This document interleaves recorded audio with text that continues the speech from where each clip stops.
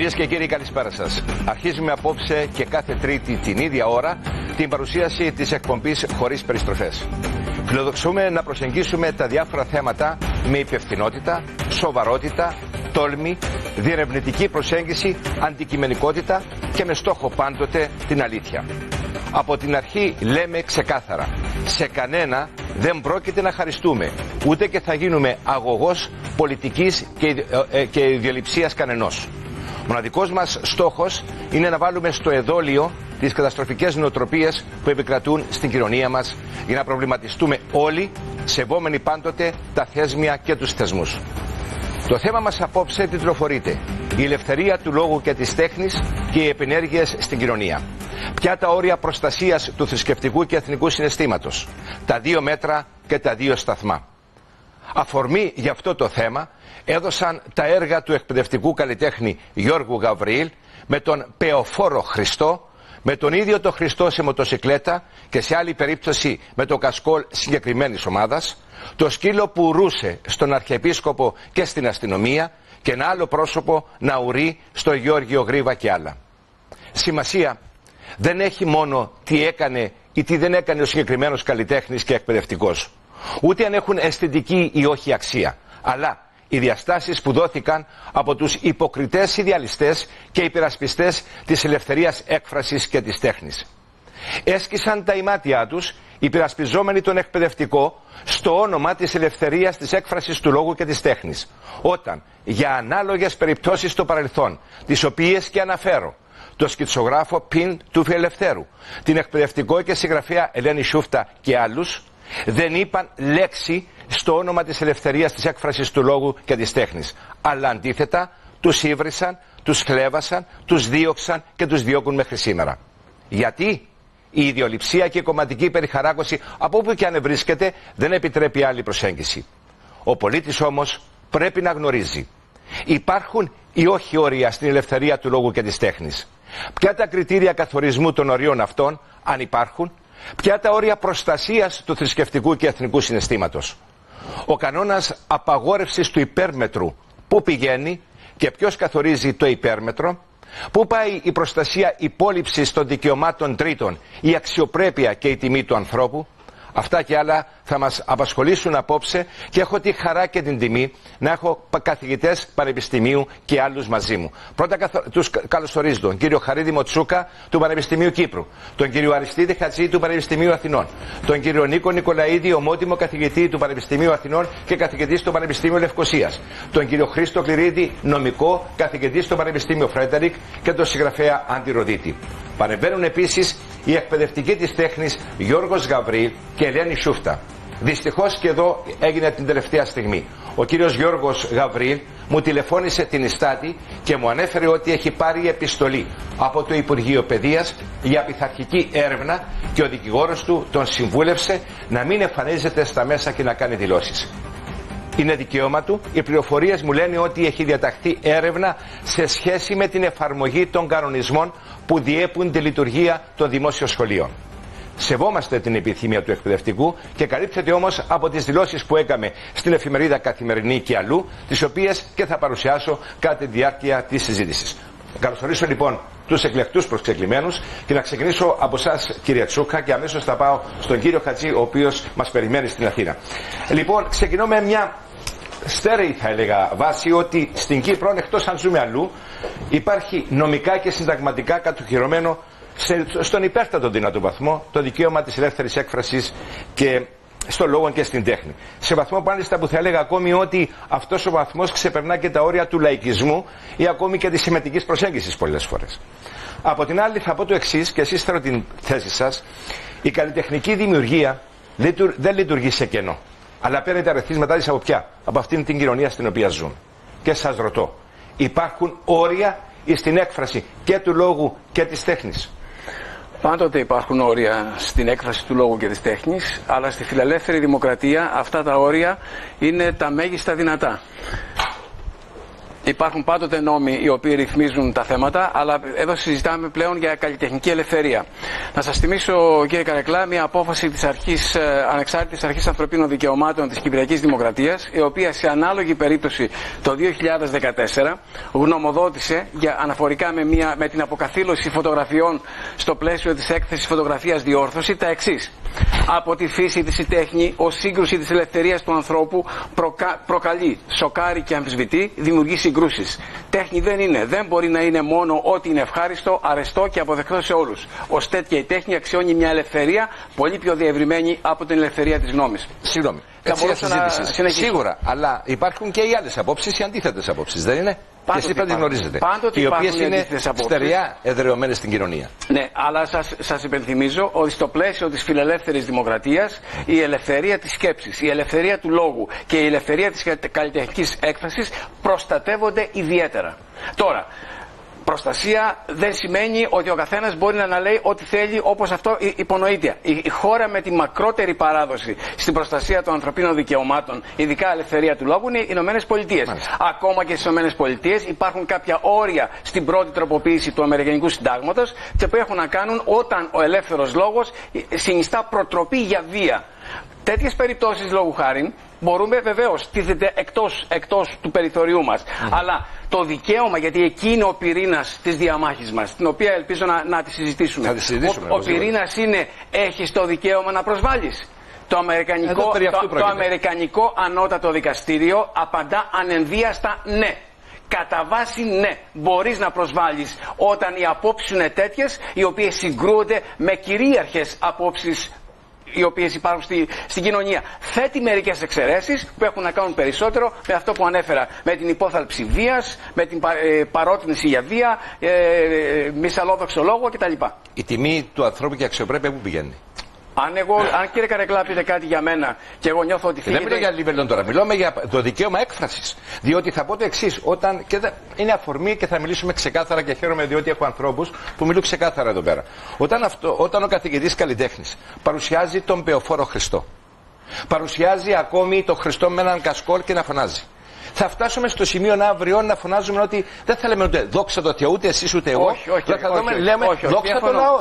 Όχι, διαφωνώ. Όταν ο Νίκος Καζαντζάκης στη δεκαετία του 50 έγραψε τον τελευταίο πειρασμό, σας θυμίζω ότι πρώτον δίστασε να τον δημοσιεύσει και δεύτερον όταν δημοσιεύτηκε επέσυρε την μήνυν των θρησκόληπτων ανθρώπων, διότι ο Καζαντζάκης έθιξε ένα θέμα που είναι σημαντικό για κάθε χριστιανό, το δυσυπόστατο του Χριστού, και εστίασε στον πειρασμό της σάρκας. Κάποιος λοιπόν θρησκόληπτος της εποχής, οι πλήστοι θρησκόληπτοι της εποχής, δεν το ξέρω, πολλές αντιδράσεις όμως ήταν θρησκόληπτες. Οι θρησκόληπτες οι οποίες δεν έχουν καμία σχέση με την ευσέβεια.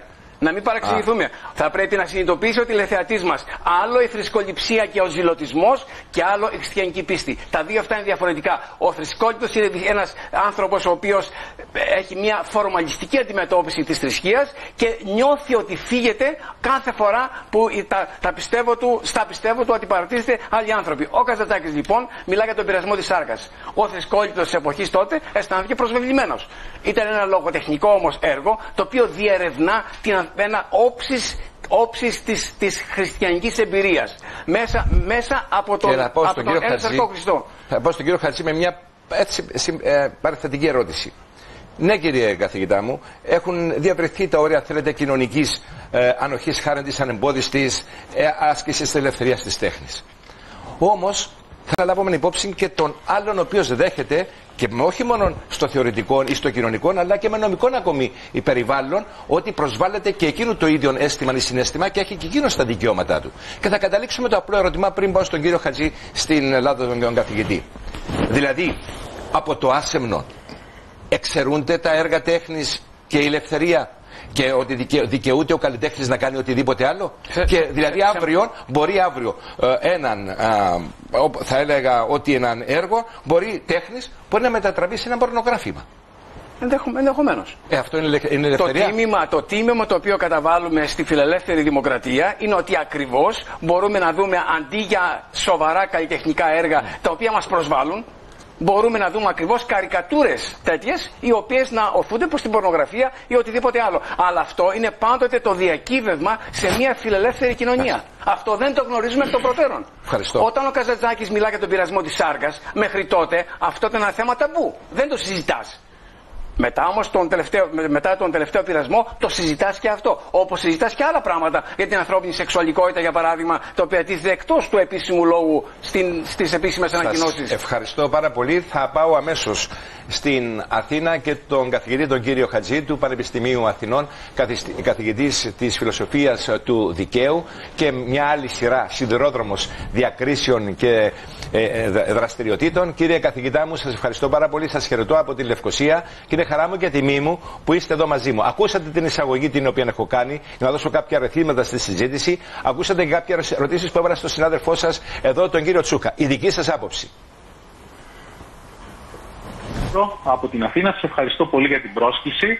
Να ξεκινήσω λέγοντας ότι επειδή συμφωνώ σε όλα, κάθε λέξη που είπε ο κύριος Τσούκας, ο Χαρίδημος, θα προσπαθήσω να πω 2-3 πράγματα παραπάνω, βασισμένος σε όλα όσα είπε, με τα οποία επαναλαμβάνω ότι συμφωνώ. Πρώτον, να θυμίσω ότι ζήτημα με τον Καζαντζάκη δεν δημιουργήθηκε μόνο όταν βγήκε το βιβλίο, αλλά πολύ πιο πρόσφατα, για μας που είμαστε λίγο μεγαλύτεροι, το 1988. Θυμίζω τις καταστροφές των κινηματογράφων στην Αθήνα. Δεν ξέρω αν παίχτηκε το έργο «Ο τελευταίος πειρασμός» του Μάρτιν Σκορσέζε και στην Κύπρο και αν υπήρχαν παρόμοιες αντιδράσεις. Πολύ πιο πρόσφατα δηλαδή. Όταν εμείς, η δική μας γενιά, εν πάση περιπτώσει, μπορούσαμε να είμαστε μάρτυρες των γεγονότων αυτών. Κάτι άλλο που είναι πάρα πολύ σημαντικό, συνεχίζοντας τη σκέψη του κύριου Τσούκα και απαντώντας και στην ερώτησή σας. Ωραία, εσύ θέλεις να εκφραστείς, είσαι ένας καλλιτέχνης, λες κάποια πράγματα, δεν αποτελεί όριο το γεγονός ότι κάποιος άλλος ενοχλείται. Εδώ μπορεί κάποιος να ξεκινήσει μια συζήτηση για το αν θα πρέπει να σε ενοχλεί κάτι ή όχι. Θα μπορούσα, ας πούμε, να σας πω το εξής επιχείρημα. Μην ανοίξεις τον τελευταίο πειρασμό του Καζαντζάκη, μην πας να δεις την ταινία με τον τελευταίο πειρασμό, μην πας στην έκθεση του κύριου Γαβρίλ, εν πάση περιπτώσει να αποφύγεις να εκθέσεις τον εαυτό σου στην προσβολή. Αλλά για μένα αυτό το επιχείρημα, ενώ είναι αρκετά ισχυρό, δεν είναι το καταλληλότερο. Υπάρχει ένα ακόμα πιο ισχυρό. Ένα επιχείρημα που έχει χρησιμοποιήσει ο Τζον Στιούαρτ Μιλ, ο σημαντικότερος υπερασπιστής της ελευθερίας του λόγου, κατά την άποψή μου, το οποίο είναι πάρα πολύ απλό. Λέει ο Μιλ, υπάρχει κάποιος ο οποίος προσβάλλει και κάποιος ο οποίος προσβάλλεται. Και οι δύο έχουν, ας πούμε, διαφορετικά συμφέροντα. Επίτηδες χρησιμοποιώ τον όρο συμφέρον και όχι δικαίωμα, γιατί δικαίωμα θα γίνει αυτό το οποίο θα αποφασίσει η πολιτεία να επενδύσει με την προστασία της. Ποιος λοιπόν θα πρέπει να προηγηθεί εδώ, αυτός που θέλει να εκφραστεί με τρόπο που προσβάλλει άλλους ή να προστατευτεί αυτός ο οποίος προσβάλλεται? Η απάντηση του Μιλ για μένα είναι πιστικότερη, είναι το ισχυρότερο επιχείρημα. Δεν υπάρχει σύγκριση μεταξύ αυτών που αισθάνεται κάποιος για την άποψή του με την προσβολή που η άποψή του προκαλεί σε κάποιον άλλον. Όπως δεν συγκρίνεται η επιθυμία ενός κλέφτη να κλέψει μια τσάντα με την επιθυμία του ιδιοκτήτη της τσάντας να την κρατήσει. Αυτός που έχει την άποψη είναι ο ιδιοκτήτης της τσάντας. Ο άλλος ο οποίος ενοχλείται, δεν είναι βέβαια ο κλέφτης, δεν θα τον ταυτίσω με έναν κλέφτη, αλλά εν πάση περιπτώσει το δικό του συμφέρον, το συμφέρον να προστατευτεί, είναι για μένα χαμηλότερης αξίας, υποδέστερο από τη σημασία που έχει η έκφραση σε μια φιλελεύθερη κοινωνία, έτσι ακριβώς όπως την παρουσίασε ο κύριος Τσούκας. Κύριε καθηγητά, ευχαριστώ. Θα βάλω μια ερώτηση και θα φανώ και λίγο πιο έτσι ελεύθερα, όπως το αντιλαμβάνεται ο κόσμος, να ακούσουμε εδώ τα επιχειρήματα της θέσης της δικές σας. Δηλαδή, αν αύριο ο κύριος Γαβρίλ ή οποιοδήποτε κύριος Γαβρίλ έβαζε τον Χριστό να κάνει ερωτικές σχέσεις με τις 3 μυροφόρες, θα ήταν έκφραση τέχνης? Θα σας πω κάτι πολύ χειρότερο για κάποιον ο οποίος είναι πιστός. Θα σας θυμίσω το θεατρικό έργο Corpus Christi του Τένες Μακνάλι. Εκεί ο Χριστός και οι μαθητές του έχουν ομοφιλοφιλικές σχέσεις. Και μάλιστα ο Χριστός, αν θυμάμαι καλά στο έργο, ευλογεί τον γάμο μεταξύ 2 ανδρών. Προφανώς αυτό το έργο μπορεί, δεν είναι απαραίτητο, αλλά μπορεί να προσβάλλει πάρα πολύ το θρησκευτικό συναίσθημα πιστών. εντάξει, πάλι μια απάντηση πολύ απλή είναι: μην πάτε να δείτε το έργο, μην το διαβάσετε. Δεν είναι έτσι. Η τοποθέτηση δεν είναι αυτή. Μην πάτε. Ο καθένας έχει το δικαίωμα να επιλέξει. Αλλά θα σας πω και κάτι ακόμα, κάτι επιπλέον σε αυτό. Πρέπει να έχει σε μια φιλελεύθερη δημοκρατία το δικαίωμα κάποιος να γράψει αυτό το έργο, να το ανεβάσει, στο θέατρο να παίξει, στο αυτό το. Βεβαίως και έχει. Εγώ τώρα που είμαι πιστός και ενοχλούμε. Ναι, πράγματι μπορεί να ενοχλούμε. Να διαμαρτυρηθώ, να γράψω μια κριτική. Αυτές είναι οι αντιδράσεις σε μια φιλελεύθερη δημοκρατία. Να ζητήσω από τον κόσμο να μην πάει να δει το έργο, να το πολεμήσω με νόμιμα μέσα, με όποιον τρόπο μπορώ. Αλλά είναι ένα πολύ διαφορετικό ζήτημα. Αυτό δεν πρέπει να το ξεχνάμε. Πολύ διαφορετικό του να μου δώσει το δικαίωμα η ένωμη τάξη στην Κύπρο, στην Ελλάδα, αλλού, να ζητήσω να τιμωρηθεί, να μπει φυλακή δηλαδή, να πληρώσει κάποιο πρόστιμο, να κατέβει το έργο, ο συγγραφέας, οι ηθοποιοί. Συγγνώμη, αν μου επιτρέπετε εδώ. Ποινικοποίηση. Δεν μιλούμε καθόλου για ποινικοποίηση. Ούτε και λέω ούτε στον Παρόντα, ούτε στον κύριο Γαβρίλη, ούτε σε οποιονδήποτε άλλο. Απόλυση, κύριε Καρεκλά. Ο κύριος Γαβρίλ ερευνάται με το ερώτημα της απόλυσης. Όχι, κύριε. Βεβαίως. Ο Αρχιεπίσκοπος αυτό ζήτησε. Το τι ζητά ο Αρχιεπίσκοπος είναι ένα θέμα και εγώ μπορεί να διαφωνώ με τον Αρχιεπίσκοπο για πολλά πράγματα, αλλά δεν ανέχομαι να βάλει ένα σκύλο καλλιτέχνη του ουρά. Είναι ο πνευματικός μου ηγέτης. Εδώ είναι η διάφορα. Και εγώ διαφωνώ σε πολλά πράγματα με τον Μακαριότατο. Και για το εθνικό θέμα και για τις τοποθετήσεις του και για τα πολλά πράγματα. Όμως το σέβομαι και δεν θα του ουρώ από πάνω. Αυτό είναι το ερώτημα. Και βάζω ένα. Δεν μιλούμε για ποινικοποίηση. Γι' αυτό είπαμε ότι η Κυπριακή η κοινωνία έχει διευρύνει την ανοχή της. Και πρέπει να τη διευρύνει στην τέχνη, στον λόγο. Θα βάλω ένα ερώτημα και θα ήθελα τους δύο εσάς τους καθηγητές πρωτού προχωρήσουμε, διότι θα αφήσουμε τον κύριο Χατζή. Η ελευθερία της τέχνης εκδηλώνεται, θα έλεγα, σε δύο τομείς. Είναι διπολική. Η μια είναι στο τομέα της δημιουργίας. Σωστό. Εκεί είναι απόλυτα ελεύθερος, απεριόριστα να γράψει και να κάνει, να ζωγραφίσει ό,τι θέλει. Το δεύτερο όμως είναι και η δυνατότητα, έχει τη δυνατότητα διάδοσης και κοινωνικής αναφοράς του έργου. Εδώ είναι το πρόβλημα. Διότι εδώ είναι που αγγίζονται τα δικαιώματα, οι ευαισθησίες άλλων ανθρώπων, οι οποίοι είναι πλειοψηφίας ενδεχομένως. Η συντριπτικότατη πλειοψηφία. Και αισθάνεται πλήγμα για την τιμή και την αξιοπρέπειά του ο ένας έκαστος. Και δεν λέμε για να τιμωρηθεί ούτε ο κύριος Γαβρίλ ή οποιοδήποτε άλλος. Δεν είναι αυτό το θέμα μας.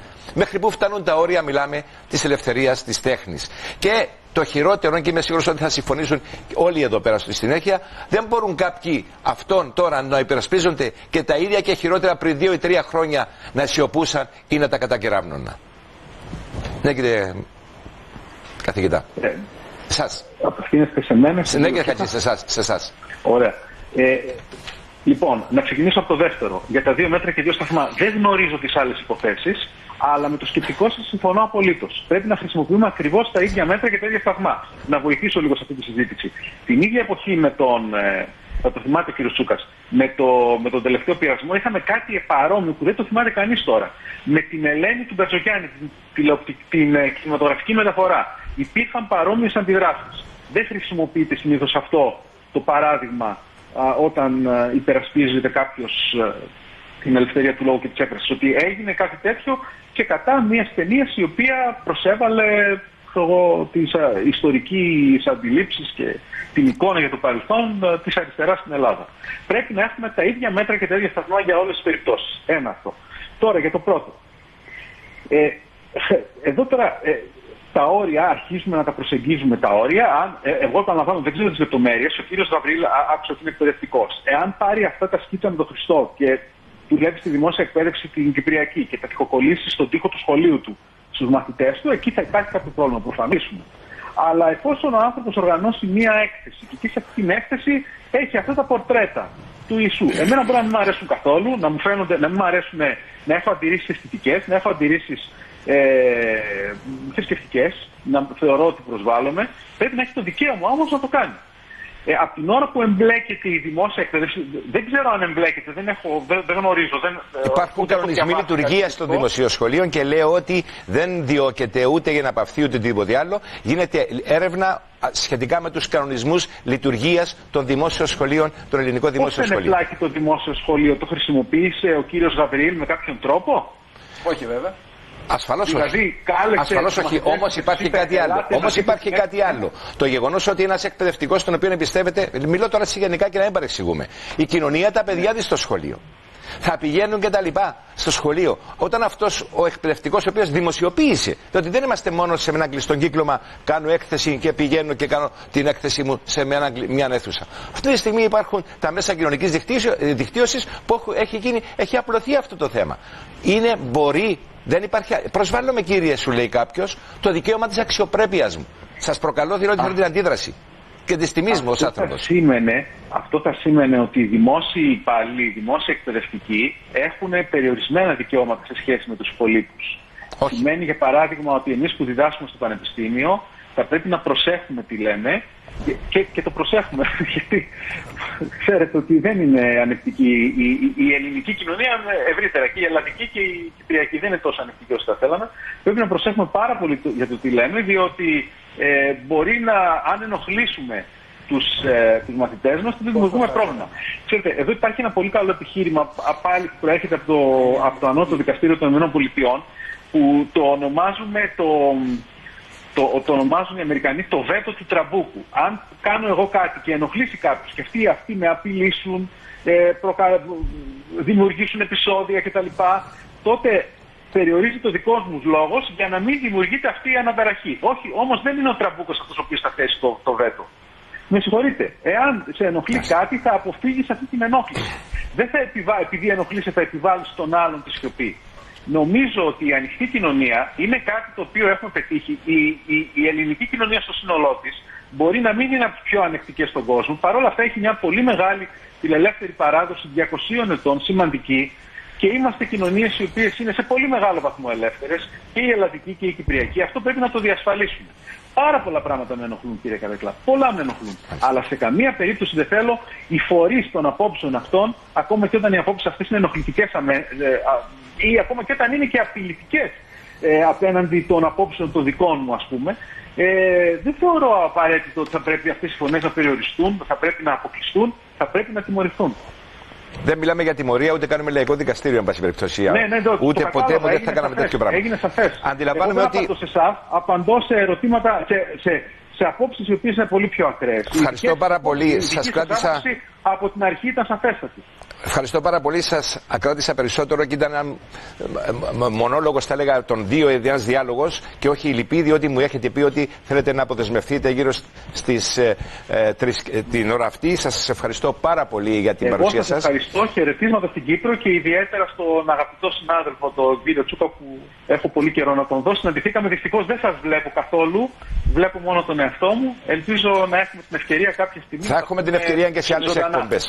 Ευχαριστώ πάρα πολύ. Κύριε Τσούκα, ένα σχόλιο και δεν θα δω το λόγο και στους άλλους. Όχι, επειδή ταυτίζομαι με τον κύριο Χατζή. Ωραία, ευχαριστώ πάρα πολύ. Είναι πιο λογικό οι άλλοι κύριοι να πάρουν το λόγο. Ευχαριστήσω τον κύριο Χατζή. Είναι μεγάλη μου τιμή που τον είχα σήμερα μαζί μου και έρχομαι στον ομότιμο καθηγητή και θεολόγο, θα έλεγα, του Πανεπιστημίου Αθηνών και της Λευκωσίας. Λοιπόν, ακούσατε τις απόψεις των δύο και μετά θα πάω στην άλλη τσέρια από εδώ. Ναι.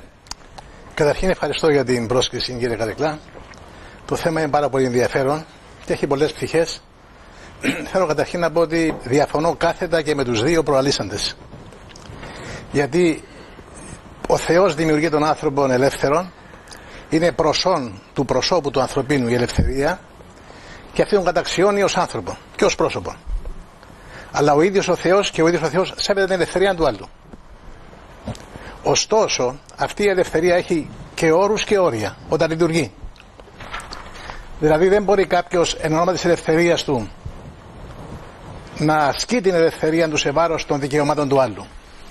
Η ελευθερία ξεκινάει από το σημείο που δικαιούμαι να κινηθώ σε κάποια πλαίσια, σε κάποια όρια, μέχρι που δεν φύγω το πρόσωπο την ελευθερία του άλλου. Και να πω και κάτι άλλο, κύριε Καρεκλά, όταν κάποιος δεν σέβεται την ελευθερία του, είναι ο πρώτος που θα λέγαμε τη διαβρώνει ή την υποβιβάζει ή την υποβαθμίζει την ελευθερία του. Και επιτρέψτε να πω το εξής.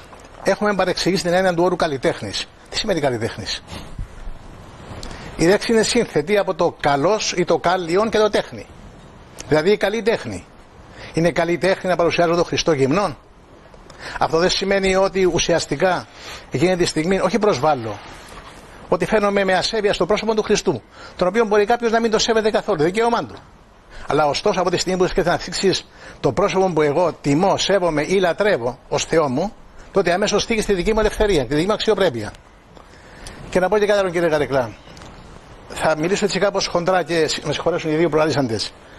Εάν έβαζε ο κύριος Γαβρίλ, όχι τον Χριστόν, όχι τον Αρχιεπίσκοπο. Ο Αρχιεπίσκοπος είναι πρόσωπος σεβαστών. Εκπροσωπεί θεσμούς ο Αρχιεπίσκοπος. Εάν έβαζε κάποιο μέλος της οικογένειας, θα το δεχόταν αυτό το πράγμα? Δηλαδή να πάρει τον πατέρα του, τη μητέρα του, τη γυναίκα του, την κόρη του, θα τη σουβρά ο σκύλος? Θα το δεχόταν αυτό το πράγμα ο ίδιος? Το δημόσιο πρόσωπο και ο Νικολαίδη. Συγγνώμη, δεν σας διάκοψα. Δεν έχει καμιά σημασία, συζητάμε τώρα. Συζητάμε. Λοιπόν, το δικαίωμα μου εμένα είναι να σέβεται ο άλλος αυτό που εγώ σέβομαι, όπως και εγώ σέβομαι τον ίδιο. Αυτή τη στιγμή, κύριε Καρεκλά, εγώ σέβομαι τον καλλιτέχνη. Λέγεται καλλιτέχνης. Για μένα δεν είναι καλλιτέχνης αυτός ο άνθρωπος. Η τέχνη σημαίνει να εκφράσω το ωραίο, το πρέπον, το σωστό, το σεβαστό. Αυτή είναι η τέχνη. Δεν είναι η τέχνη μια καρικατούρα και να προσβάλλω αυτή τη στιγμή είτε τον γρήμα, είτε τον Αρχιεπίσκοπο, είτε τον Χριστό. Αυτά που κάνει ο καλλιτέχνης. Και ύστερα ο άνθρωπος αυτός είναι και εκπαιδευτικός. Τι είδους αγωγή δίδει στα παιδιά? Να σέβονται ή όχι τους θεσμούς. Να σέβονται ή όχι την ελευθερία του άλλου. Να σέβονται ή όχι το πρόσωπο που κάποιοι το θεωρούν ή τον πιστεύουν ότι είναι ο Θεός τους. Μέχρι πού φτάνει αυτό το όριο της ελευθερίας? Επομένως, κύριε Καρεκλά, αυτή τη στιγμή δημοκρατία δεν σημαίνει ασυδοσία. Γιατί αν το πάμε έτσι όπως το πάμε, τότε θα πούμε ότι γιατί να υπάρχουν και φώτα τροχέας. Το φανάρι το κόκκινο λέει να σταματήσεις. Γιατί ξεκινάει η ελευθερία του άλλου από εκεί πέρα. Άρα εγώ σέβομαι τα όρια της ελευθερίας του άλλου και η δική μου ελευθερία έχει κάποιους περιορισμούς. Γιατί υπάρχουν τόσοι νόμοι, κύριε Καρεκλά? Και κάτι άλλο να πω εδώ. Έχουμε δύο αποφάσεις εδώ του ΕΔΑΔ. Που εδώ καταδικάζονται, λέει εδώ ότι η ελευθερία της έκφρασης δεν εφαρμόζεται μόνο σε πληροφορίες ή ιδέες που γίνονται ευμενώς αποδεκτές ή θεωρούνται μη προσβλητικές ή ομοιόμορφες, αλλά επίσης και σε αυτές που προσβάλλουν, που σοκάρουν, που ενοχλούν το κράτος ή ένα μέρος του πληθυσμού. Αποφάσισε το ΕΔΑΔ αυτό το πράγμα. Και υπάρχει άλλη απόφαση, τον κοκκινάκι που λέει ότι το άρθρο 9 αποβλέπει αποκλειστικά στην παρουσία της θρησκείας των ατόμων και όχι σε δικαίωμά τους να επιτίθενται κατά της θρησκείας των άλλων. Αυτά είναι νόμοι του κράτους. Είναι απόφαση του Ευρωπαϊκού Δικαστηρίου αυτό το πράγμα. Δεν τα λέει θρησκόληπτη, όπως είπε προηγουμένως ο κύριος καθηγητής. Και κάτι για τον Καζαντζάκη που λέει. Εγώ διάβασα τον Καζαντζάκη και να πω τι λέει στους τηλεθεατές μας. Στα Μάγδαλα η Μαρία η Μαγδαληνή διατηρούσε πορνοστάσιον και ανέμενε και ο Χριστός με τη σειρά του. Αυτό είναι τέχνη? Και όταν μπαίνει, λέει, μέσα, τη ζητά συγγνώμη γιατί είναι ο πρώτος που έριξε στην αμαρτία. Γιατί πήγαν στον Καζαντζάκη? Σπουδαίος λογοτέχνης, σπουδαίος συγγραφέας κλπ. Αλλά ωστόσο οι ιδέες του είναι σάπιες και βρώμικες. Δηλαδή μας δίνει η άφηση να αμαρτιών. Όχι όλες. Στο σημείο που λέτε εσείς. Κοιτάξτε, κύριε Καρεκλά, ο φτωχούλης του Θεού είναι αριστούργημα. Και δεν δέχομαι αυτό το πράγμα. Δεν δέχομαι όμως αυτά που γράφει για τον Χριστό ότι είναι ο πρώτος που τον έριξε στην αμαρτία. Τι είναι αυτά τα πράγματα? Επειδή το είπαν αυτό το πράγμα ο Καζαντζάκης, σημαίνει ότι είναι σημαία για να υπερασπιστούμε την ασυδοσία των άλλων? Μάλιστα. Ευχαριστώ πάρα πολύ. Ο κύριος Σκληρίτης. Ακούσατε... Εγώ θα μιλήσω από την νομική σκοπιά του θέματος. Έχω ακούσει τις απόψεις και των δύο πλευρών. Είναι ευχάριστο ότι έχουμε ελευθερία του λόγου και μπορούμε να συζητούμε αυτά τα θέματα ελεύθερα. Διότι αν είμαστε σε καθεστώτα που απαγόρευαν την ελευθερία του λόγου, δεν θα είχαμε αυτή τη δυνατότητα. Θα ήμασταν στο ψυχιατρίο. Θα ήμασταν κάπου αλλού. Αυτό και από μόνο του λέει πολλά, νομίζω. Μάλιστα. Και να καλωσορίσω την εκπομπή, αγαπητέ Γιάννη, και να ευχηθώ καλή επιτυχία, το χωρίς περιστροφές. Από απόψεως ποινικού δικαίου, διότι ελέγχθη θέμα για την ποινικοποίηση, δεν νομίζω να υπάρχει διάπραξη ποινικού αδικήματος στη συγκεκριμένη περίπτωση. Ούτε και το συζητούμε αυτό. Καταρχάς υπάρχει πρόνοια στον ποινικό κώδικα για τη βλασφημία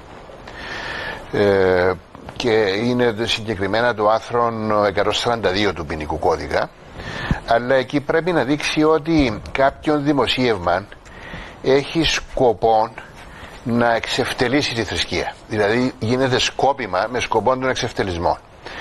Εδώ νομίζω δεν έχουμε αυτή την περίπτωση. ο κύριος Γαβρίλ από τις δηλώσεις του, αν κατάλαβα καλά, ήθελε να δείξει το ανθρώπινο πρόσωπο, όπως είπε, του Χριστού. Κύριε Κληρίδη, συγγνώμη. Ναι. Έχω ενώπιον μου τις δηλώσεις του γραπτός. Ευκαιρία να λέει, τις... νιώθω ελεύθερος να εκφράζομαι δίχως κανένα πλαίσιο, περιορισμό ή όριο. Δεν έχω όρια στη δουλειά μου. Κανείς δεν αμφιβάλλει τα όρια του που έχουμε μπει το πρώτο μέρος. Ούτε θέματα πίστης ή ηθικά και κοινωνικά διλήμματα. Για να καταλήξει στη συνέχεια ότι η τέχνη δεν έχει κανένα όριο. Αν κάποιος θεωρεί ότι πρέπει να περιορίζεται η τέχνη σε πιστεύω και ηθικές, δεν έχει ιδέα τι είναι τέχνη. Εντάξει. Δεν διαπιστώνω να υπήρχε πρόθεση να εξευτελίσει τη θρησκεία. Εδώ δεν ξεκίνησε να σχεδιάσει κάτι ή να γράψει κάτι με συγκεκριμένο στόχο να επιτεθεί στη θρησκεία. Έκαμε αυτό το οποίο έκαμε. Εμένα προσωπικά δεν μου αρέσει, να πω την προσωπική μου άποψη. Σε άλλους αρέσει, σε άλλους δεν αρέσει. Εμένα δεν μου αρέσει. Αλλά όπως λένε και οι Άγγλοι, beauty is in the eye of the beholder. Δηλαδή είναι υποκειμενική σε ένα μεγάλο βαθμό η τέχνη.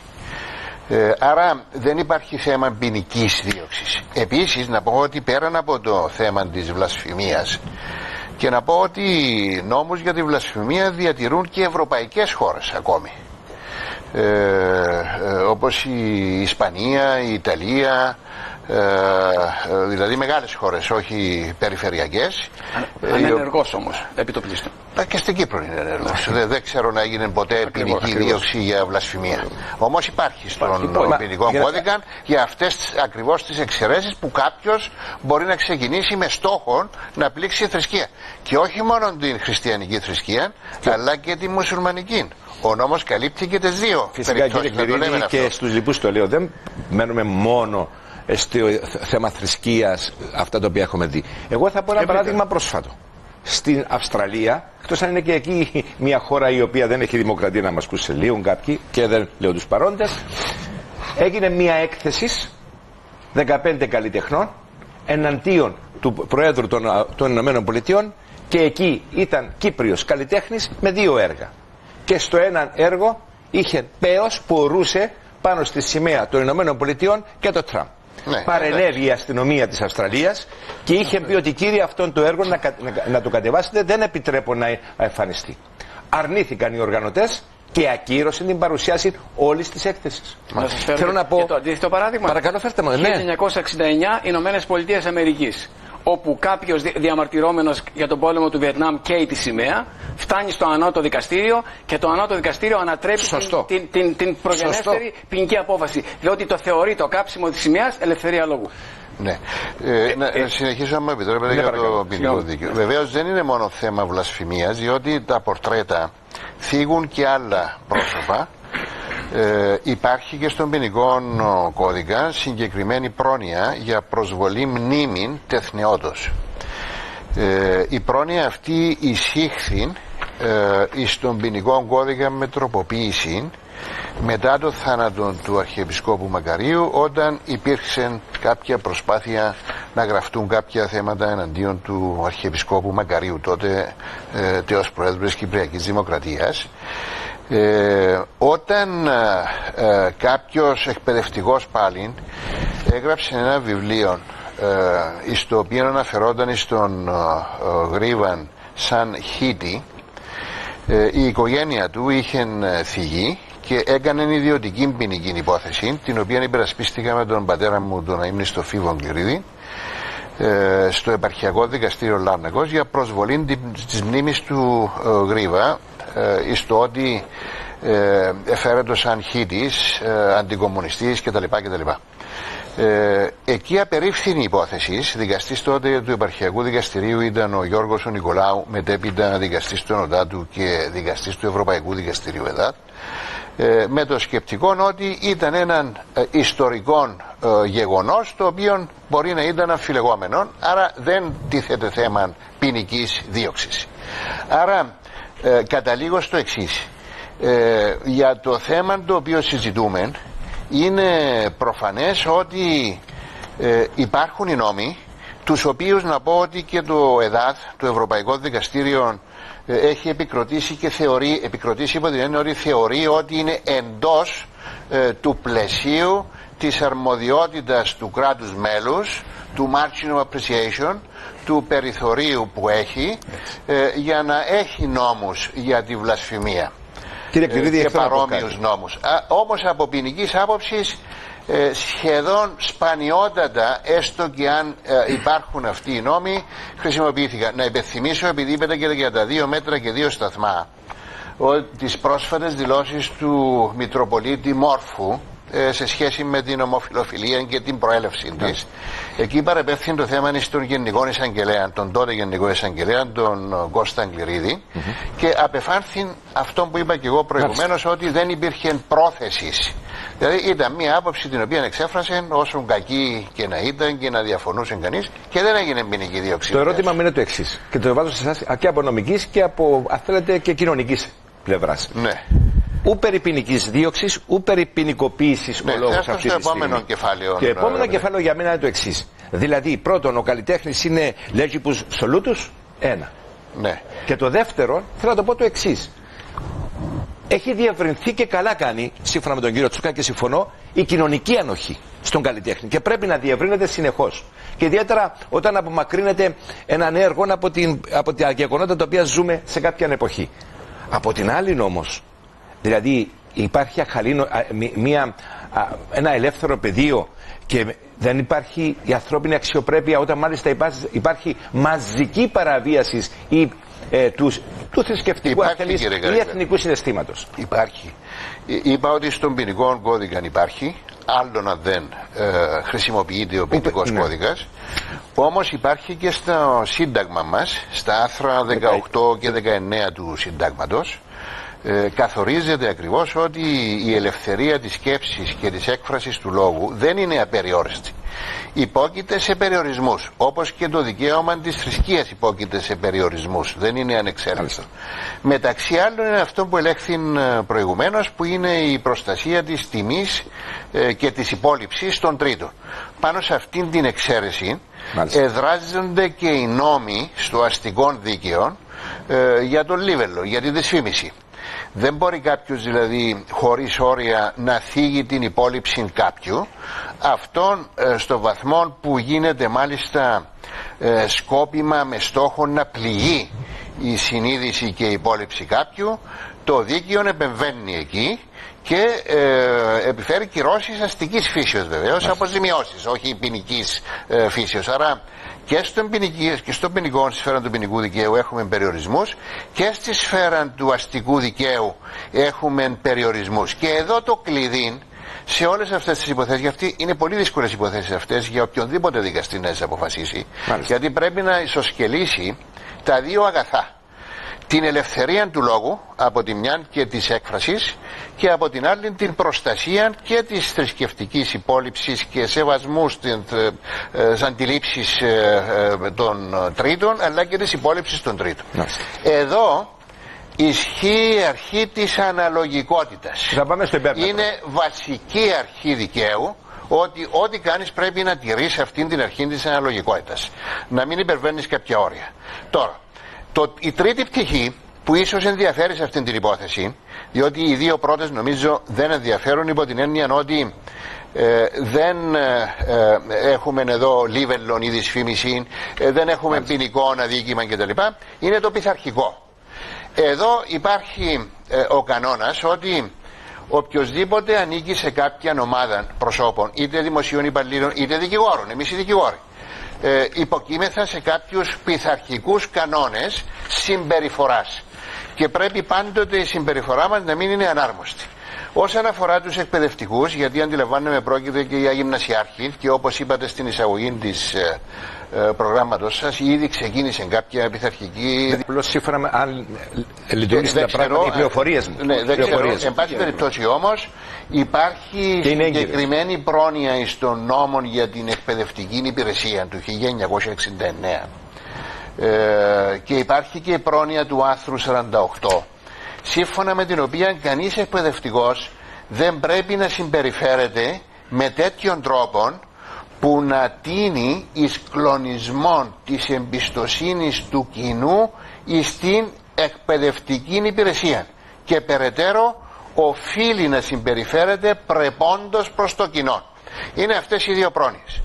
Ούτε θα βγάλω ετοιμιγορία εγώ, δεν είναι η δουλειά μου εδώ, ιδιαίτερα εφόσον μπορεί να υπάρξει πειθαρχική, η οποία πειθαρχική, οφείλω να πω, έχει δύο στάδια. Πρώτα εξετάζεται σε επίπεδο του Υπουργείου εσωτερικά και αποφασίζει ο Υπουργός δια της Γενικής Διεύθυνσης του κατά πόσον τίθεται κάποιο θέμα αλλά να παραμείνει εντός του πλαισίου του Υπουργείου, οπότε μπορεί να μιλούμε για μια επίπληξη ή μείωση του αποκοπήν από των μισθών κτλ.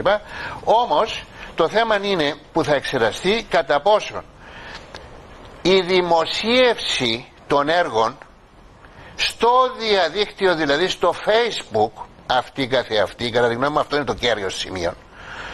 Όχι το περιεχόμενο, και μπορεί κανείς να συμφωνεί, μπορεί κανείς να διαφωνεί. Είπα και στην αρχή είναι ότι beauty is in the eye of the beholder, αλλά σημασία έχει ο τρόπος με τον οποίο προωθήθηκε αυτόν το έργο, κατά πόσον δεδομένου του ότι ανήκει σε μια ομάδα εκπαιδευτικών πλήττει αυτό που διάβασα προηγουμένως, την εμπιστοσύνη του κοινού κτλ. Αυτό είναι όλο. Τελειώνω λέγοντας το εξής. Νομίζω ότι στο τέλος της ημέρας πρόκειται για τρικυμία εν ποτηρίο. Δηλαδή, storm in a teacup, όπως λένε και οι Εγγλέζοι. Στην πραγματικότητα δημιουργήθηκε ένας τεράστιος σάλος. Κανένας δεν ήξερε τον κύριο Γκαμπριήλ, πολύ λίγοι τον ήξεραν. Τώρα τον έχει μάθει όλος ο κόσμος και δεν είμαι σίγουρος αν αυτόν είναι που επιδιώκουμε. Πώς θα δημιουργήθηκε? Ο ίδιος το προκάλεσε με τη δημοσίευση την οποία έκαμε. Αν έκαμε μόνο την έκθεση του, εγώ πιστεύω, στη Gloria, Galerie Gloria νομίζω που θα γίνει σε κάποια πλατεία, δεν ξέρω αν ξεκίνησε. Δεν νομίζω να φτάνουμε σε αυτά τα επίπεδα σήμερα. Επαναλαμβάνω όμως το κλειδί, γιατί πρόκειται για πολύ δύσκολες υποθέσεις, και να υπενθυμίσω τελειώνοντας, αγαπητέ, ότι είχαμε την υπόθεση του Salman Rushdie με τα Satanic Verses στην Αγγλία, οι αντιδράσεις οι οποίες δημιουργήθηκαν. Είχαμε στη συνέχεια το Gillan's Posten, οι δανέζικες καρικατούρες του προφήτη Μοχάμετ, και είχαμε βεβαίως και το σατυρικό γαλλικό περιοδικό Charlie Hebdo και 5 δημοσιογράφους οι οποίοι πλήρωσαν με τίμημα τη ζωή τους. Ευτυχώς στην Κύπρο δεν έχουμε αυτού του είδους τις αντιδράσεις. Όμως σε όλες τις περιπτώσεις τα δικαστήρια των χωρών που εμπλέκονται αποφάσισαν ότι δεν προσβάλλεται η θρησκευτική υπόλοιψη των μουσουλμάνων. Άρα το μέτρο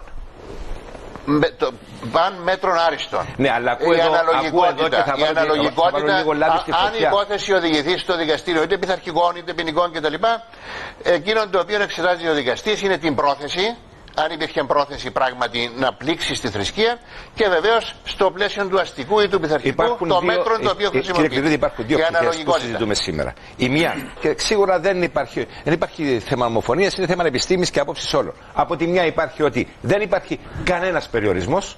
Μα κανένας περιορισμός. Δεν είπε κανείς. Δεν το υποστηρίζει κανείς αυτό. Όχι, είναι καρικατούρα. Νομίζω δεν μπορεί να υποστηρίξει. Δεν το υποστηρίζει κανείς ούτε και στην Αμερική ακόμη αυτό. Πάντοτε τίθενται όρια τα οποία έχουν να κάνουν με φυλετικές ταραχές, με βία. Να πω κάτι απλώς. Ναι, περάστε, συνεχίζει ο κ. Τσούκας και μετά. Απλώς στον κ. Τσούκα θα πω κάτι το εξής. Δηλαδή τα όρια πού σταματούν? Θα σας το πω, αλλά δεν θέλω. Έχω να πω πολλά πράγματα. Αλλά να πει ο κ. Ροδίτης για να και μετά θα πάω και σε ένα άλλο πρόσωπο, διότι εδώ πέρα είναι δύο καταστάσεις. Το ένα είναι όσον αφορά την τοποθέτηση που λέτε εσείς ότι δεν είναι απόλυτο, υπάρχουν κάποια όρια, και λέω εγώ το εξής. Είναι αυτό που έχετε πει, αρχή της αναλογικότητας. Ποια είναι η έκφανση αυτής της αναλογικότητας? Κατ' εμένα το υπέρμετρο. Ποιος καθορίζει το υπέρμετρο? Κύριε Καρεκλά, δεν υπάρχει αλγόριθμος για το τι είναι το μέτρον. Στη φιλελεύθερη κοινωνία δεν υπάρχει αλγόριθμος. Αυτό είναι προϊόν συζήτησης, ένομης τάξης, συλλογικής διαβούλευσης και άτυπων κανόνων που αναδεικνύονται σε μια κοινωνία. Ευχαριστώ. Οι άτυποι κανόνες τι είναι αυτοί? Έναν κανόνα. Όχι, δεν υπάρχει. Δεν είπα τέτοιο. Ποιοι είναι οι κανόνες? Έχω να πω κι άλλα, αλλά δεν θέλω. Ευχαριστώ πάρα πολύ. Κύριε Ροδίτη, εσείς. Εγώ νιώθω να είμαι όχι εκτός της συζήτησης, αλλά θα δω τα πράγματα από την άποψη του δάσους και όχι του δέντρου, γιατί βλέπω εδώ ότι η συζήτηση που γίνεται είναι για το δέντρο. Είναι ένα συγκεκριμένο θέμα σε μια συγκεκριμένη κοινωνία, Πιστεύω, κύριε Κληρίδη, ότι το Facebook είναι μέρος της καθημερινής ζωής και δεν μπορούμε να πούμε δεν θα συνέβαινε αν δεν έμπαινε στο Facebook. Υπάρχει και μπήκε και γίνεται και θα γίνεται αυτό που γίνεται. Πιστεύω ότι είμαστε ένας πολιτισμός που ακολουθεί άλλους πολιτισμούς, δυτικούς πολιτισμούς, που δεν σχετίζονται άμεσα με τις δικές μας παραδόσεις. Εγώ ξέρω ότι ένα κράτος, να το πω διαφορετικά, δεν υπάρχει πολιτισμός που να μην ξεκινά από μια θρησκεία. Όλοι οι πολιτισμοί είναι βασισμένοι σε μια θρησκεία, σε μια παιδεία και στους κανόνες της πολιτείας.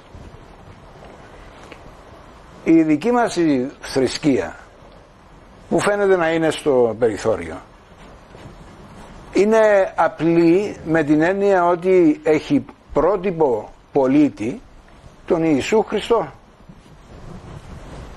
Πώς φτάνουμε στο σημείο ο πολιτισμός ο δικός μας που έχει αυτό το πρότυπο να παίρνει το πρότυπο του και να το διασύρει κατά αυτόν τον τρόπο στο όνομα της τέχνης και στο όνομα της ελευθερίας του λόγου? Θα πω ένα παράδειγμα που δεν απασχόλησε και όφιλε να απασχολήσει και τη Σύγκλιτο, και διερωτώ με γιατί ξαφνικά η Σύγκλιτος μετά από τόσα χρόνια μπαίνει ξαφνικά στη δημόσια ζωή να υποστηρίξει την ελευθερία του λόγου τάχα. Πού ήταν τόσα χρόνια η Σύγκλιτος? Γιατί ειδικά σε πρέπει να χαρούμε επειδή για πρώτη φορά κάνει το βήμα αυτό να δραστηριοποιείται και να φαίνεται? Μπορούσε να το έκανε και με τα 10 χρόνια πάλι θα χαιρόμασταν. Αν το έκανε πριν 15 χρόνια τι θα λέγαμε? Καλά κάνει που άρχισε. Εδώ καθυστέρησε τόσα χρόνια. Θα αναγκαστώ να αναφερθώ συγκεκριμένα για να κάνω κατανοητό το επιχείρημα μου στον κύριο Τσούκα που είπε για μένα Χριστός είναι η επιστήμη.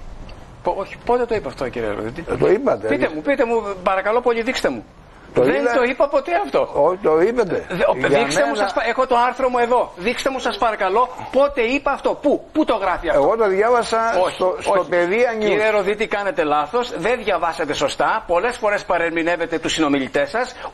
Όχι, αυτό δεν το δέχομαι. Ουδέποτε ο συνομιλητής σας, από τα άπειρα email σας, στα οποία καταφέρεστε κατά τον πάντων. Αυτά είναι γενικότητες. Δεν είναι επιχειρήματα. Δεν είναι καθόλου γενικότητες. Όπως θέλετε συγκεκριμένο παράδειγμα από μένα, να μου πείτε εσείς συγκεκριμένο παράδειγμα. Λέτε αυτή τη στιγμή κάτι αναλυθές και σας διορθώνω.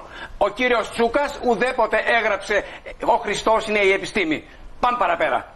Όχι, είπετε, το διάβασα, ότι για μένα Χριστός, αυτό που πιστεύω, ο Χριστός. Να σας το διαβάσω. Να σας το διαβάσω. Αν είναι αυτό, δεν ξέρω πώς έχετε γράψει. Είναι αυτό που ως χριστιανός ουδόλως προσβάλλομαι από τα έργα του κυρίου Καβρίλ. Ακόμα και αν μερικά τα βρίσκω κακόγουστα. Ο δικός μου Χριστός δεν είναι αυτός του Αρχιεπισκόπου businessman. Δεν είναι ο Χριστός της κατεστημένης υποκρισίας. Δεν είναι ο Χριστός ως συμπλήρωμα ιδεολογικής διατροφής.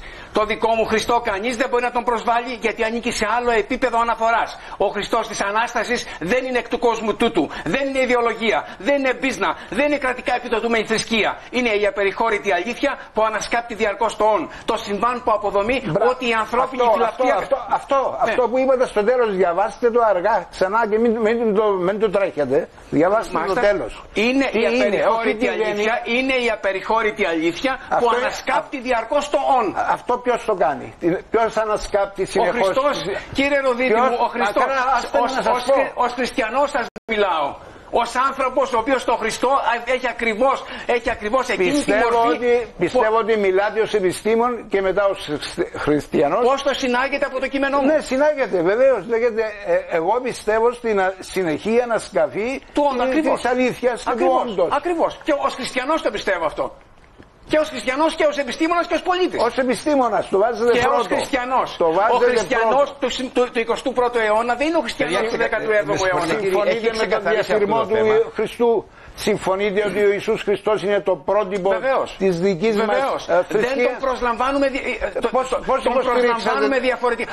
Πώς υποστηρίξετε τότε τον διασυρμό του Ιησού Χριστού? Γιατί να εμφανίζεται ο Χριστός με πέος? Στο Χριστός ξανασταυρώνεται. Ο Καζατζάκης έχει τους δύο ιερείς στο πάνω και το κάτω χωριό. Ο Χριστός του κάτω χωριού είναι ο Χριστός του Αρχιεπισκόπου. Ο Χριστός της κατεστημένης υποκρισίας. Ο Χριστός του πάνω χωριού είναι ο Χριστός των αδυνάτων. Το Χριστό δεν τον προσλαμβάνουμε με τον ίδιο τρόπο στην πορεία της ιστορίας. Οι άνθρωποι τον ερμηνεύουν διαφορετικά. Η θεολογία της απελευθέρωσης. Αυτό είναι τεράστιο λάθος, να ερμηνεύετε τον Χριστό διαφορετικά. Εσείς κάνετε λάθος. Εσείς δεν έχετε μάθει να ερμηνεύετε. Ας μας πει ο κύριος Νικολαίδης αν επιτρέπετε να ερμηνεύουμε τον Χριστό. Δεν χρειαζόμαστε την άδεια του κύριου Νικολαίδη για να ερμηνεύουμε. Δεν είναι θέμα άδεια. Είναι ειδικός θεολόγος όπως είστε εσείς. Να πει όπως μας θέλετε. Πρώτα απ' όλα είπετε ότι ο Αρχιεπίσκοπος είναι businessman. Βεβαίως. Άλλη φοβερή υπηρεσία και ετικέτα στον Αρχιεπίσκοπο. Λυπάμαι πάρα πολύ. Το λέω και το υποστηρίζω. Αυτό που λέτε είναι λίμπερο για τον Αρχιεπίσκοπο. Να μου κάνει μήνυση. Να μου κάνει μήνυση και εγώ ως δημόσιος εκπαιδευτικός να τεθώ και εγώ υπό διερεύνηση. Λέτε, πρώτα απ' όλα προσβάλλετε τον εαυτό σας. Δεν προσβάλλω καθόλου τον εαυτό σας. Μείνουμε στο σημείο παρακαλώ. Ότι ο Χριστός ο Αρχιεπίσκοπος που δίνει συστατική επιστολή σε ανθρώπους με ποινικό μητρό. Μαλαισιανούς για να πολιτογραφηθούν, αυτός ο Αρχιεπίσκοπος δεν εκπροσωπεί το δικό μου Χριστό. Αυτή είναι η δική σου άποψη. Αυτή είναι η δική μου άποψη, κύριε Νικολαίδη. Τη λέω και στη φιλελεύθερη κοινωνία θα τη λέω διαρκώς. Να απαντήσω μάλιστα. Μα η φιλελεύθερη κοινωνία. Να ολοκληρώσει ο κύριος Ροδίτης και ερχόμαστε. Νομίζω έδωσε την απάντηση του ο κύριος Τσούκας δια του κειμένου. Κύριε Ροδίτη, συνεχίστε. Εγώ όπως καταλαβαίνω. Υπάρχουν δύο σημεία. Το ένα είναι που θίγεται το θρησκευτικό αίσθημα και το εθνικό αθλητικό αίσθημα και τα δύο συναίσθημα. Και το δεύτερο είναι ο τρόπος υπεράσπισης, αν θέλω να χρησιμοποιήσω αυτήν την απλή προσέγγιση, των ανθρώπων του γράμματος και των γραμμάτων και της τέχνης, που όταν λένε κάτι το διαφορετικό από κάποιους λιθοβολούνται και από κάποιους άλλους ηρωοποιούνται. Αυτό θέλω να πω. Περαιτέρω θα ήθελα να πω ότι η φιλελεύθερη δημοκρατία, η μαζική δημοκρατία δεν είναι για μένα το πάνω από όλα. Πάνω από όλα είναι το πρότυπο πολιτισμού που λέγεται Ιησούς Χριστός. Και ο κύριος Τσούκας ως χριστιανός ανέχεται στο όνομα της ελευθερίας του λόγου να διασύρεται το πρότυπο του πολιτισμού μου. Και ο πολιτισμός μου δεν είναι αμερικάνικος, ούτε αγγλικός, ούτε ευρωπαϊκός, είναι ελληνικός. Με την έννοια γνωρίζω ότι υπάρχει ο αρχαίος ελληνικός πολιτισμός με πρότυπο τον πολίτη, τον υπεύθυνο πολίτη απέναντι στην πόλη, τον άνθρωπο. Και ακολουθεί ο μεσαιωνικός πολιτισμός που έχει πρότυπο πολίτη τον Ιησού Χριστό.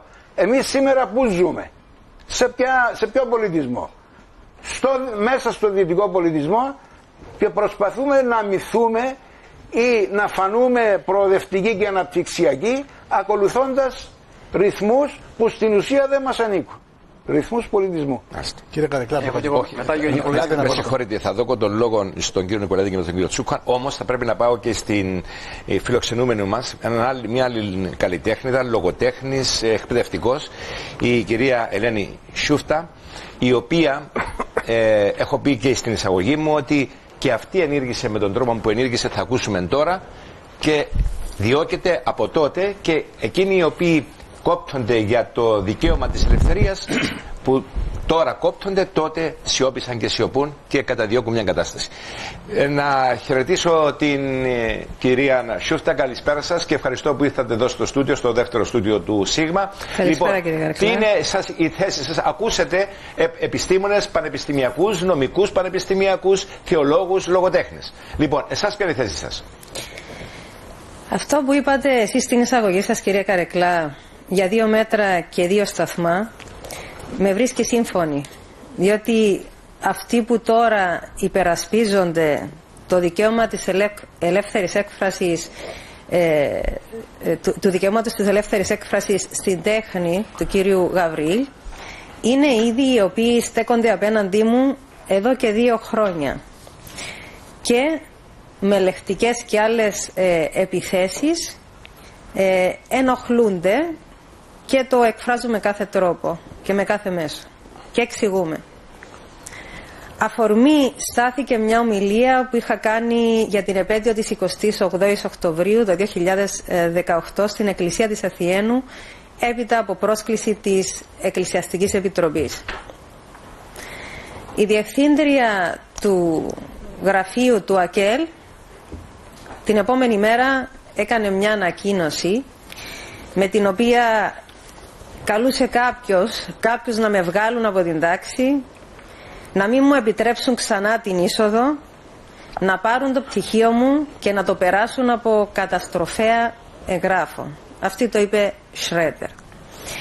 Αυτή η ανακοίνωση πυροδότησε σωρία άλλων δημοσιευμάτων στα μέσα κοινωνικής δικτύωσης, σε μέσα μαζικής ενημέρωσης, από άτομα τα οποία ανήκουν στον ίδιο ιδεολογικό χώρο. Μετά ακολούθησε μια δεύτερη επίθεση το Γενάρη του 2019. Είχα προσκληθεί από φίλο λογοτέχνη να παρουσιάσω το έργο του στο Δήμο Λακατάμιας και όταν ενημερώθηκε η Δήμαρχος Λακατάμιας για ότι θα παρουσιαζόμουν εκεί, ζήτησε την ακύρωση της εκδήλωσης. Βέβαια τέθηκε το θέμα σε ψηφοφορία και το Συμβούλιο τελικά αποφάσισε πως μπορούσα να παραστώ. Η τρίτη επίθεση έγινε τον Ιούνιο του 2019. Είχα προσκληθεί να παραστώ σε εκδήλωση αφιερωμένη στην Κύπρο μας, το Δημοτικό Σχολείο Χρυσοχωρίου Καβάλας. Θεώρησα καλό να πάρω εκεί, να δείξω στα παιδιά εικόνες από το Γραφείο Τύπου και Πληροφοριών, στις οποίες φαινόταν το δράμα της Κύπρου μας. Είναι η φωτογραφία την οποία μας έχετε στείλει, ναι, κάποιες φωτογραφίες που είχετε εσείς υπόψη σας. Μάλιστα, την παρουσιάζουμε. Και αυτή η εικόνα, αυτή η φωτογραφία την οποία είχα αναστήσει στο Facebook, ενόχλησε πάρα πολύ, σε σημείο που έφτασα να δίνω εξηγήσεις στην υπηρεσία μου, έπειτα από καταγγελίες από συγκεκριμένο δημοσιογράφο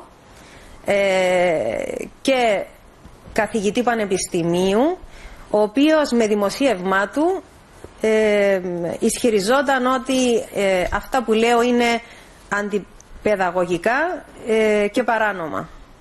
Θα σας ρωτήσω κάτι, κυρία Σούφτα, έτσι να κερδίζουμε και χρόνο. Μάλιστα. Στέκομαι στην πρώτη ομιλία διότι ξεκινά από εκεί το όλον κακό. Μάλιστα.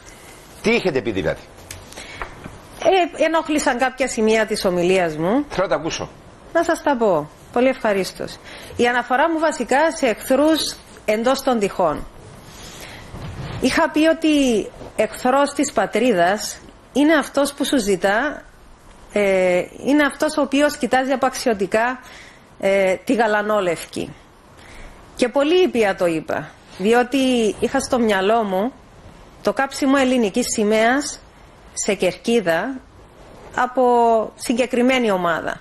Και δεν ήταν μόνο αυτό, ήταν και η ανάρτηση της σημαίας του ψευδοκράτους στην ίδια κερκίδα. Κάτι άλλο που είχα πει ήταν ότι εχθρός της πατρίδας Μάλιστα, συνεχίστε παρακαλώ.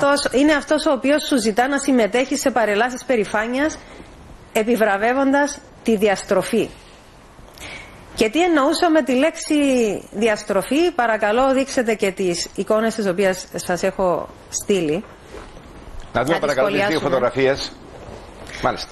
Μάλιστα. Στην φωτογραφία αυτή το άτομο αυτό, αν προσέξετε, εκεί που είναι τα γεννητικά του όργανα, έχει τοποθετήσει τον Άγιο Νικόλαο. Αυτό είναι ντροπή. Αυτό είναι έσχος. Πού ήταν η σύγκλιτος? Συγγνώμη, να τελειώσουμε, μην διακόπτει, ο χρόνος μας είναι περιορισμένος. Πάμε στο επόμενο. Πάμε στην επόμενη εικόνα. Να δούμε και την επόμενη παρακαλώ εικόνα. Ναι, συνεχίστε. Αυτή η φωτογραφία που θα δείτε είναι από... Να δείξουμε και την άλλη εικόνα παρακαλώ. Είναι από την παρέλαση περηφάνειας στη Θεσσαλονίκη, όπου τα άτομα, αυτή η ομάδα ατόμων Μάλιστα. Ζητάει να πάει, διαολοστέλνει την οικογένεια, την πατρίδα, ζητάει να πεθάνει η Ελλάδα για να ζήσουν αυτοί. Εδώ είναι η διαστροφή, διότι όταν εσκεμμένα ζητάς να βλάψεις τον άλλο και στη συγκεκριμένη περίπτωση να βλάψεις το θρησκευτικό και εθνικό αίσθημα του άλλου, ναι, αυτό είναι η διαστροφή. Αυτά δηλαδή. Ωραία. Θα ήθελα να ρωτήσω κάτι, κυρία Σούφτα. Μήπως εσείς, είτε στην ομιλία σας, είτε στη συμπεριφορά σας, είτε στα γραφόμενα σας, έχετε υπερβεί τα όρια και αγγίξετε εκείνο που λέμε, θα έλεγα εγώ, ομοφοβική προσέγγιση, εθνικιστική προσέγγιση, αν θέλετε, ρατσισμό και ούτω καθεξής? Κύριε Καρεκλά, υπάρχει γλώσσα κατάλληλη για να περιγράψεις, να αντικρίσεις αυτά τα έσχη, ή μήπως υπάρχει κάποιο άλλο γλωσσάρι για το οποίο δεν έχουμε μάθει ακόμη την ύπαρξή του? Όχι. Θα λέμε την αλήθεια χωρίς περιστροφές, όπως είναι και το όνομα της εκπομπής σας. Γιατί πολύ φοβούμε, αν σοπάσουμε, θα έρθει μια μέρα όπου θα δούμε ότι θα κατεβούν οι εικόνες του Χριστού και της Παναγίας από τα σχολεία μας και φωτογραφίες των ηρώων μας. Ευχαριστώ πάρα πολύ. Θα επανέλθουμε στο τέλος και πάλι κοντά σας. Εγώ θέλω να έρθω αντί στον κύριο Νικολαίδη, στον κύριο Τσούκα, εκτός αν του δίνετε τον λόγο για λιγότερο χρόνο. Παρακαλώ. Κύριε Νικολαίδη. Έχω να πω καταρχήν ότι, να το ξαναυπογραμμίσω, κύριε Καρεκλά, υπάρχει μια έκθεση Επιτρόπου Διοικήσεως που είναι καταπέλτης για το θέμα που μιλάμε. Είναι ανάλογα προβλήματα. Το δεύτερο, για μένα ο Χριστός είναι ο αρχηγός της ζωής μου, είναι ο Θεός μου κλπ. Είναι πάνω από την οικογένειά μου, πάνω από τον πατέρα και τη μητέρα μου. Δεν επιτρέπω σε κανέναν να διακομωδεί, να εμπέζει, να σατυρίζει, να χλεβάζει ή οτιδήποτε να κάνει για να προλάβει τον Χριστό μου. Έχω δικαίωμα να υπερασπιστώ τον Χριστό μου. Μάλιστα. Τα όρια, ρώτησα κάτι προηγουμένως, μέχρι πού φτάνουν τα όρια της ελευθερίας? Η ασυδοσία μπορεί να λέγεται ελευθερία?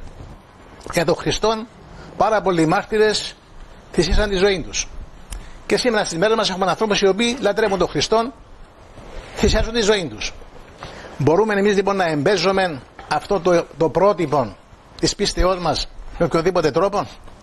Και κάτι άλλο. Κύριε Κληρίδη, υπάρχει νομική ρήτρα που λέει ότι αυτό το έργο που προβάλλεται στην τηλεόραση είναι για ενηλίκους ή ηλικίας άνω των 18 ετών ή 12 ετών. Αυτός ο νόμος περιορίζει την ελευθερία? Αυτή τη στιγμή ο υποαναφορά καλλιτέχνης παρουσίασε κάποια πράγματα τα οποία είδαν και τα νήπια. Ο νόμος αυτή τη στιγμή εδώ δεν έχει λόγο να πει μισά σου, κύριε, προσβάλλει τα ήθη, προσβάλλει τους θεσμούς. Ο Αρχιεπίσκοπος ως πρόσωπο είναι σεβαστό. Εκπροσωπεί ένα θεσμό ο Αρχιεπίσκοπος. Ο Γεώργιος Ρίβας, κάποιους άλλους, είναι σεβαστό πρόσωπο. Είναι αγωνιστής. Είναι κλπ. Ο αρχηγός τους κλπ. Δεν θίγω αυτούς τους ανθρώπους. Δηλαδή, μέχρι πού μπορεί να φτάσει αυτή η πανκέρα της ασυδοσίας της ελευθερίας? Μέχρι πού μπορεί να πάμε? Και κάτι άλλο, συγγνώμη. Θα απαντήσω. Ολοκληρώστε για να δώσω το θέμα Καζαντζάκη δεν αποτελεί για μας ιδεολογία ο Καζαντζάκης. Ούτε είναι Ευαγγέλιο αυτά που γράφει μέσα ο Καζαντζάκης. Είναι σημείο αφιλεγόμενο ο Καζαντζάκης. Αντιλεγόμενο. Κάποιοι τον ανέβασαν στα ύψη, τον αιθιοποίησαν, κάποιοι άλλοι όμως τον καθήρεσαν. Βέβαια δεν τον αφορήσαν. Αλλά ωστόσο μέσα μου, για μένα, εγώ διάβασα τον Καζαντζάκη όλο. Φοβερός λογοτέχνης, σπουδαίος κλπ. Αλλά ως άνθρωπος υβρίζει και εμπέζει τα θεία. Σας πω ότι δεν υπάρχει δεύτερος. Και εγώ λέω ότι δεν υπάρχει δεύτερος. Κύριε Καρεκλά, σεβαστόν, έτερον, εκάτερον. Γράφει ωραία, μπορεί να διαφορετίζετε εσείς θεολογικά εκεί. Αλλά ο Καζαντζάκης είναι μία προσωπικότητα η οποία δεν θα διαγραφεί ποτέ στον αιώνα. Δεν θα καταφεύγω στον Καζαντζάκη για να πω, ξέρετε, επειδή λέει ο Καζαντζάκης αυτό είναι θέσπατον, αλλά το κάνουμε και εμείς αυτό το πράγμα. Δεν είναι αυτό που λέμε. Μπορώ, κύριε Καλέ? Ναι, παρακαλώ, κύριε Τσου.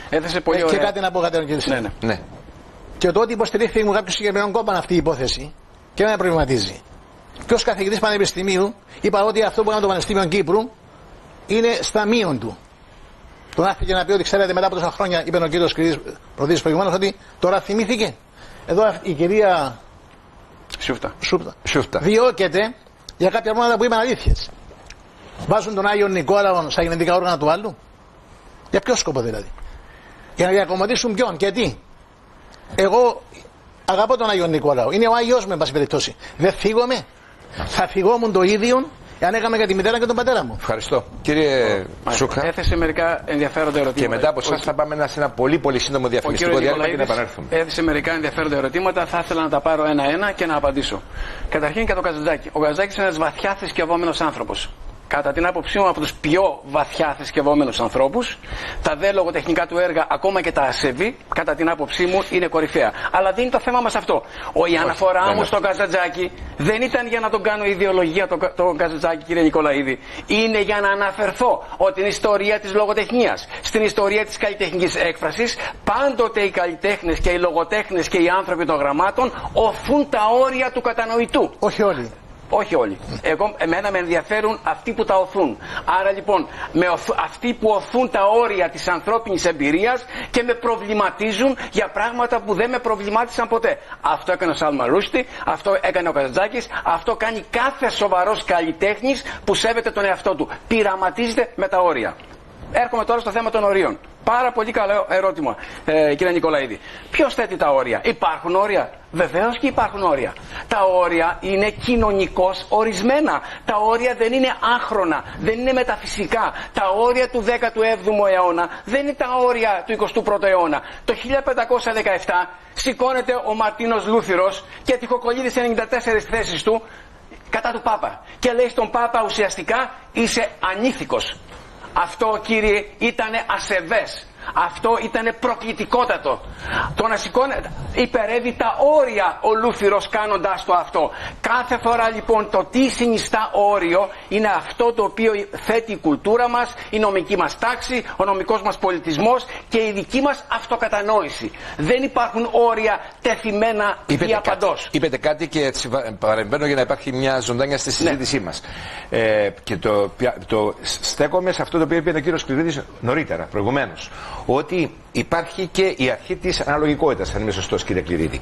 Και έχω πει προηγουμένως ότι η αρχή της αναλογικότητας, η έκφανση της η βασικότερη, είναι η απαγόρευση ποιου? Του υπέρμετρου. Και βάλα το ερώτημα, ποιος καθορίζει το υπέρμετρο? Και λέω εγώ, βάζω θέση κάτω και να μας το σχολιάσετε, το υπέρμετρο το καθορίζει οι επικρατούσες στην κοινωνία. Ηθικές, νομικές και κοινωνικές αντιλήψεις. Οι οποίες, όπως είπατε και εσείς πολύ ορθά, αλλά υπάρχει μια άλλη περίπτωση. Το 17ο αιώνα είναι Α, τον 20ο αιώνα είναι Β. Αλλά τώρα το να βάζω τον Πεοχώρο Χριστό είναι.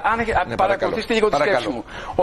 Για την έννοια του υπέρμετρου. Όταν λέμε ο νόμος περί βλασφημίας υπάρχει σε πολλές ευρωπαϊκές χώρες. Ο λόγος για τον οποίο είναι ανενεργός, αναρωτηθήκατε ποτέ? Μα και στην Κύπρο είναι ενέργος. Επιτρέψτε μου, άλλαξε η αντίληψή μας περί βλασφημίας. Στις αρχές του 20ου αιώνα, στα μέσα του 20ου αιώνα, πολλά πράγματα θεωρούνταν βλάσφημα, τα οποία στις αρχές του 20ου αιώνα δεν θεωρούνται βλάσφημα. Τι θέλω να πω δηλαδή? Επειδή αλλάζουν οι επικρατούσες κοινωνικές αντιλήψεις, άσχετα αν υπάρχουν νομικά υπολείμματα του παρελθόντος, τροποποιούμε τον τρόπο που καταλαβαίνουμε τον εαυτό μας. Οπότε, θέτουμε ένας καλλιτέχνης που εκφράζεται με έναν απρεπή και για μένα τρόπο, δεν με ενοχλεί ως προς την ελευθερία της έκφρασής του, ενώ θα ενοχλούμουν αν ήμουν πολίτης πριν από 60 ή 70 χρόνια. Αναφερθήκατε στο υπέρμετρο. Όπως ξέρετε, η χώρα με την πιο φιλελεύθερη παράδοση είναι οι Ηνωμένες Πολιτείες. Ακόμα και εκεί όμως θέτουν όρια. Και το ανώτατο δικαστήριο θέτει αυτό που ονομάζει legally obscene. Νομικός χυδαίο. Τι είναι το νομικό χυδαίο? Και θέτει 3 κριτήρια. Το μεταφράζω πρόχειρα. Το να κατευθύνεται σε πολύ ποταπά σεξουαλικά ένστικτα, αυτά που θεωρεί η κοινωνία μη αποδεκτά. Αυτό που είδαμε είναι αποδεκτό. Περιμένετε. Κτηνοβασία, νεκρολαγνία κτλ. Παράδειγμα λέω. Αλλά ο Χριστός δεν είναι μετοπίος του. Αφήστε με, κύριε Καρεκλά, σας παρακαλώ. Συγγνώμη. Θέλω να ολοκληρώσω μια σκέψη. Δεύτερον, η σεξουαλική δραστηριότητα να είναι με όρια εκτός ορίων του τι θεωρεί μια κοινωνία επιτρεπτό. Και τέλος, να μην ανήκει σε μια λογοτεχνική, καλλιτεχνική παράδοση. Και αυτό είναι πολύ σημαντικό. Μάλιστα. Άλλο πράγμα είναι η χυδαιότητα κάποιου και άλλο πράγμα είναι το θεωρούμενο χυδαίο εντός ενός καλλιτεχνικού πλαισίου. Αλλάζει το σημείο αναφοράς. Τι θέλω να πω με όλα τούτα? Αυτό εξηγήστε μας, δεν το καταλαβαίνω. Αυτό που εννοώ είναι ότι άλλο πράγμα να εξτομίσεις κάτι χυδαίο προς τον άλλον και άλλο πράγμα αυτό που θεωρείται χυδαίο, όπως για παράδειγμα το πορνείο στο οποίο πηγαίνει ο Χριστός, να είναι μέρος λογοτεχνικού έργου το οποίο υπακούει σε διαφορετικά κριτήρια αναφοράς. Τα κριτήρια αναφοράς, κύριε Καρεκλά, ο κόσμος δεν τα ξέρει. Τα κριτήρια αναφοράς είναι σημαντικά. Πείτε μου πού ανήκει κάτι για να σας πω τι είναι. Αν εγώ ξαφνικά σας πω έτσι για χάρη συζήτησης. Χάρη συζήτησης, κύριε Τσούκα, διότι χαίρομαι σας ακούω και χαίρομαι όπως τα παρουσιάζετε. Και θέλω να τελειώσουμε δύο ακόμα σημεία που έδειξε ο κ. Νικολαίδης. Ποιο είναι το σημείο συζήτηση ή αναφοράς που λέτε? Αυτή η κοινωνία στην οποία ζούμε. Όχι, αυτή η κοινωνία στην οποία ζούμε. Η οποία μπορεί να αλλάξει είναι μια φιλελεύθερη κοινωνία, η οποία, όπως σας είπα, η ανεξάρτητη αρχή ανθρωπίνων δικαιωμάτων λέει σε κάθε περίπτωση η επίκληση ή η αποδοχή ενός γενικευμένου αξιώματος στην μη προσβολή από την κυκλοφορία ενός έργου τέχνης είναι εξόχως προβληματική, καθώς θα οδηγούσε αναπόφευκτα σε περιστολή του δικαιώματος στην καλλιτεχνική έκφραση. Με λίγα λόγια, η Κυπριακή Δημοκρατία και η Κύπρος δεν είναι μια ομογενοποιημένη κοινωνία. Είναι μια συνταγματικά, νομικά, πολιτισμικά φιλελεύθερη κοινωνία, στην οποία συζητούμε διαρκώς για τα όρια του επιτρεπτού. Αυτό που εγώ θέλω να εκφράσω, εσείς να διαφωνείτε. Όχι, δεν λέμε. Εγώ βάζω ερωτήσεις. Όταν η κοινωνία λέμε η κοινωνία δεν είναι ένας πολτός. Η κοινωνία έχει θεσμούς, έχει σύνταγμα, έχει νόμους, έχει κουλτούρα. Αυτή η κουλτούρα βεβαίως μπορεί να προσβάλλεται από κάποιους άλλους. Βεβαίως. Συγχρόνως όμως, ένα άλλο κομμάτι της κουλτούρας υποστηρίζει τον αιρετικό, υποστηρίζει τον πειραματιστή, υποστηρίζει αυτόν που εκφέρει διαφορετικό λόγο από τον κρατούντα. Και τελειώνω. Κάνετε ένα σχόλιο. Συγγνώμη, και ένα σχόλιο να το βάλετε. Ναι. Ωραία. Χαίρομαι ότι ικανοποιείται και μια άλλη ομάδα, δυσαρεστείτε περισσότεροι ποιοι είναι άλλοι κτλ. Δεν σας προβληματίζει, κύριε Τσούκα, εσάς το γεγονός ότι εκείνοι οι οποίοι τώρα υπερασπίζουν αυτό το πράγμα προηγουμένως στην ίδια περίπτωση και ακούσαν? Κύριε Καρεκλά, άκουστε να δείτε. Ένα από τα πλεονεκτήματα του να μην είμαι Κύπριος είναι αυτό. Ξέρετε ποιο είναι? Δεν με αφορούν οι πολιτικές σας διενέξεις, κύριε. Δεν έχουμε πολιτικές διενέξεις. Ακούστε με. Εγώ δεν μιλάω ούτε για. Εγώ δεν μιλάω ούτε για ΑΚΕΛ, ούτε για δεξί, ούτε για τίποτα. Όχι, η κυρία Σούφτα το ανέφερε. Τι θέλω να πω? Εγώ τοποθετούμε επιθέσεων αρχών. Εγώ μιλάω όσο πιο φιλοσοφημένα μπορώ επί τη βάση αρχών. Δεν με ενδιαφέρουν οι κομματικές διενέξεις. Αυτοί που τώρα υπερασπίζονται τον κύριο Γαβριήλ, έχει δίκιο η κυρία Σούφτα, πιθανότατα αυτοί οι άνθρωποι θα έστειλαν στο ψυχιατρίο έναν αντίστοιχο κύριο Γαβριήλ, ο οποίος θα ήταν αιρετικός απέναντί τους. Στη Σοβιετική Ένωση, όπως το ξέρετε, την κυρία Σούφτα μου, αν ήσταν στη Σοβιετική Ένωση, θα ήσταν σήμερα σε ένα ψυχιατρίο. Το πιο πιθανό. Άρα, εγώ δεν είμαι από εκεί. Σας παρακαλώ πάρα πολύ. Καθαρό. Αν θέλετε να κάνουμε στιβαρό λόγο, αφήστε τα κομματικά έξω. Δεν με ενδιαφέρουν. Τελειώνω. Και έλεγα, είπε ο κύριος Νικολαίδης, ορθότατα, τι είναι το ωραίο? Κύριε Νικολαίδη, αυτή είναι η ερώτηση των $1 εκατομμυρίων. Μακάρι να ξέραμε τι είναι το ωραίο άχρονα. Δεν γνωρίζουμε τι είναι το ωραίο άχρονα. Κύριε Καρεκλά, προς χάρη συζητήσεως. Ναι, πείτε μου. Η έννοια του ωραίου είναι υποκειμενική ή αντικειμενική? Η έννοια του ωραίου είναι πάντοτε προσδιορίσιμη από την κοινωνία και την κουλτούρα στην οποία ζούμε. Αλλιώς ήταν το ωραίο για τον αρχαίο Έλληνα με το πέος και τους όρχες των ανδρών στα αγάλματα, και αλλιώς είναι το ωραίο σήμερα όταν προσπαθούμε να απεικονίσουμε κάτι. Δεν οι κοινωνίες στην πορεία του χρόνου αντιλαμβάνονται το ωραίο διαφορετικά. Είναι ωραίο αυτή η παράσταση να έχει τον Αρχιεπίσκοπο με τα άμφια του και να ουράει εκεί πάνω το άλλο? Είναι ωραίο αυτό? Δεν θέλω να απαντήσετε στο ερώτημά μου. Κοιτάξτε, επειδή εγώ δεν έχω τις καλύτερες αντιλήψεις για τον Αρχιεπίσκοπο, δεν θέλω να το απαντήσω. Οποιοςδήποτε Αρχιεπίσκοπος. Ναι. Οποιοςδήποτε. Ο Μακάριος, για παράδειγμα. Όχι. Συγχωρέστε με. Αυτό το πράγμα, αυτή καθεαυτή είναι η σκηνή. Διαφωνώ, κύριε Νικολαίδη. Μια στιγμή. Κοιτάξτε κάτι, εσείς πώς κρίνετε αυτή τη σκηνή? Ο Αρχιεπίσκοπος, οι αρχιεπίσκοποι των χωρών της Λατινικής Αμερικής, αυτά τα ανθρωπάκια, τα οποία στήριζαν απάνθρωπες δικτατορίες, αυτούς τους ανθρώπους τους περιφρονώ, τους συχαίνομαι και 10 σκυλιά να ορούν μπροστά τους. Με λίγα λόγια, το να έχεις το αξίωμα του Αρχιεπισκόπου δεν είναι αρκετό. Πρέπει να το τιμάς με τη συμπεριφορά σου. Αφήνω στην κρίση σας κατά πόσο ο νυν Αρχιεπίσκοπος τιμά. Δεν με ενδιαφέρει. Τελειώνω. Κύριε Καρεκλά, δεν σε ενδιαφέρουν οι θεσμοί? Βεβαίως και με ενδιαφέρει και με πονά. Όταν το θεσμό τον οποίο παθιάζομαι τον εκπροσωπεί ένας άνθρωπος κατώτερος των περιστάσεων, αν ήμουν Λατινοαμερικανός για παράδειγμα, Χιλιανός Αργεντινός και εκπροσωπούσε την εκκλησία μου, ένα ανθρωπάκι του Πινοσέτ, αυτό τον άνθρωπο είναι απέναντί μου. Μην εκτρέπεστε. Δεν εκτρέπομαι καθόλου. Δεν εκτρέπομαι καθόλου. Σας παρακαλώ. Μιλάω με πάθος, κύριε. Εγώ τις ιδέες μου τις υπερασπίζομαι με πάθος. Δεν με ενδιαφέρουν τα κομματικά. Με το ίδιο πάθος που η κυρία Σούφτα εξέφρασε την άποψή της. Έχετε απόλυτο δίκιο, κυρία Σούφτα, να έχετε και τις ομοφοβικές σας απόψεις. Δεν είναι κακό να έχει κανείς. Από τη δική μου τη σκοπιά δεν είναι κακό το να έχετε τις επιφυλάξεις σας, τις αντιρρήσεις σας για όλα τούτα τα οποία βεβαίως. Και αυτοί που τότε σας επέκριναν βεβαίως και έχουν διπλά κριτήρια. Έχετε απόλυτο δίκιο. Δεν συμφωνώ με όλα όσα είπατε, αλλά από την άλλη μεριά έχετε κάθε δικαίωμα να λέτε αυτά τα οποία λέτε. Κύριε Καρεκλά, να ρωτήσω κάτι. Σας παρακαλώ, κύριε Νικολαίδη, έχω ακόμη όχι, τίποτα. Έχω τελειώσει, δεν θέλω να. Και πάω στον κύριο Γκλυρίτη. Βλέπετε πόσο ζωντανή τα πάθη για ένα θέμα το οποίο για μένα προσωπικά είπα, ο καθένας έχει την προσωπική του αντίληψη. Δεν είναι θέμα το οποίο θα έπρεπε να μας οδηγήσει σε αυτές τις έντονες συζητήσεις, νομίζω. Εγώ περιέγραψα το νομικό πλαίσιο. Μηνύματα έχω πάρει και μηνύματα όταν έγινε διαφήμιση αυτού του θέματος.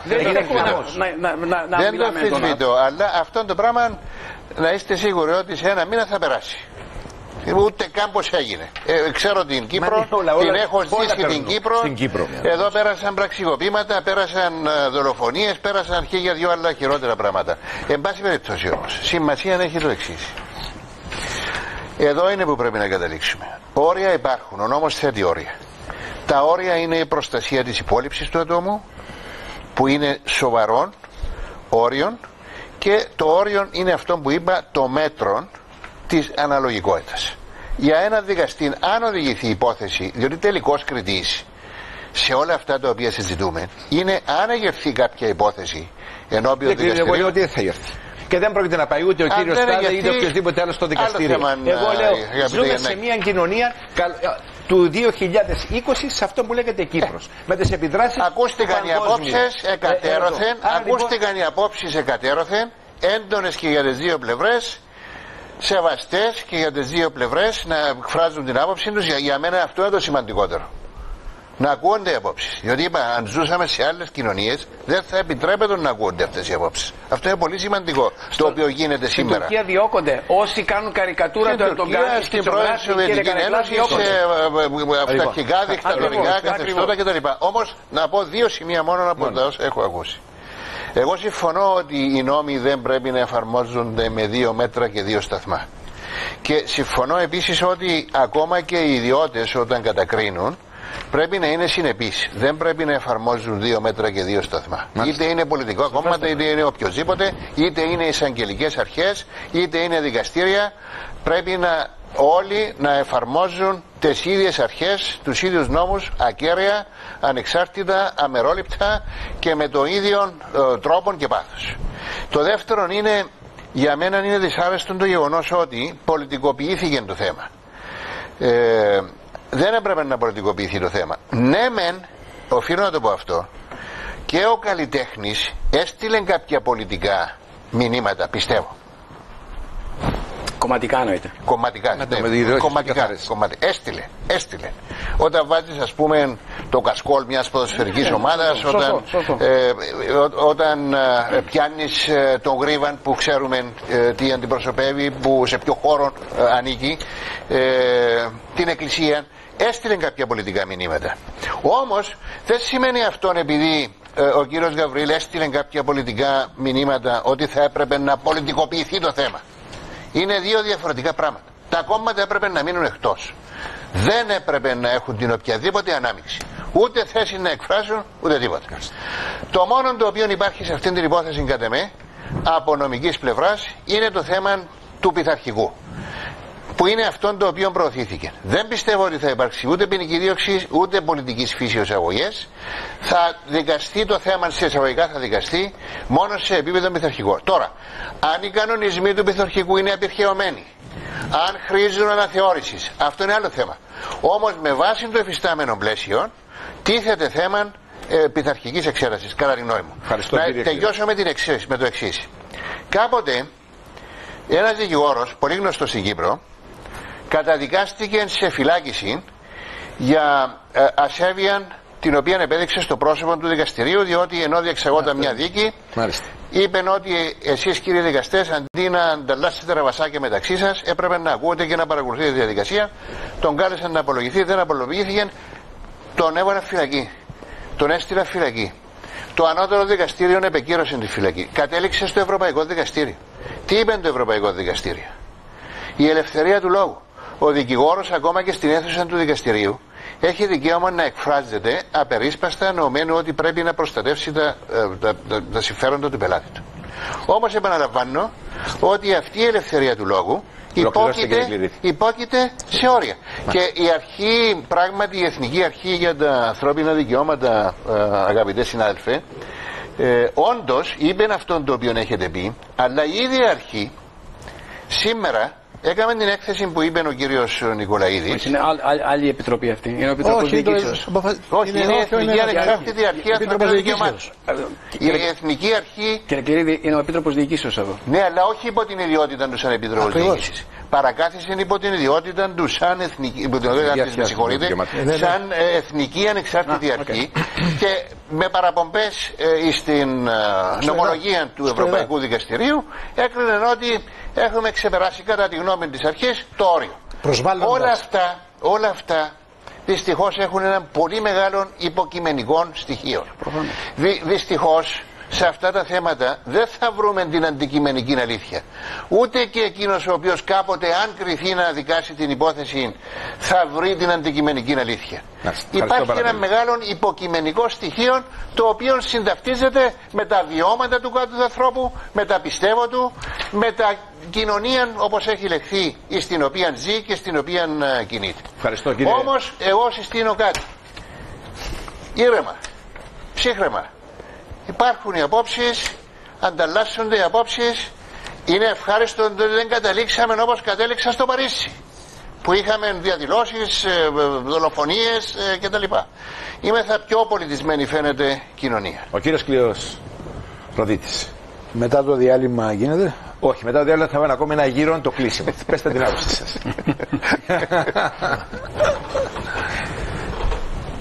Θα επανέλθω στο θέμα του δάσους, γιατί εγώ θέλω να ξεκινώ από την αρχή και να μην κολλώ στις λεπτομέρειες, γιατί εξακολουθώ να πιστεύω ότι υπάρχει πολλή λεπτομέρεια, πολλή συζήτηση, επιχειρήματα εκατέρωθεν, και ποιο είναι το αποτέλεσμα?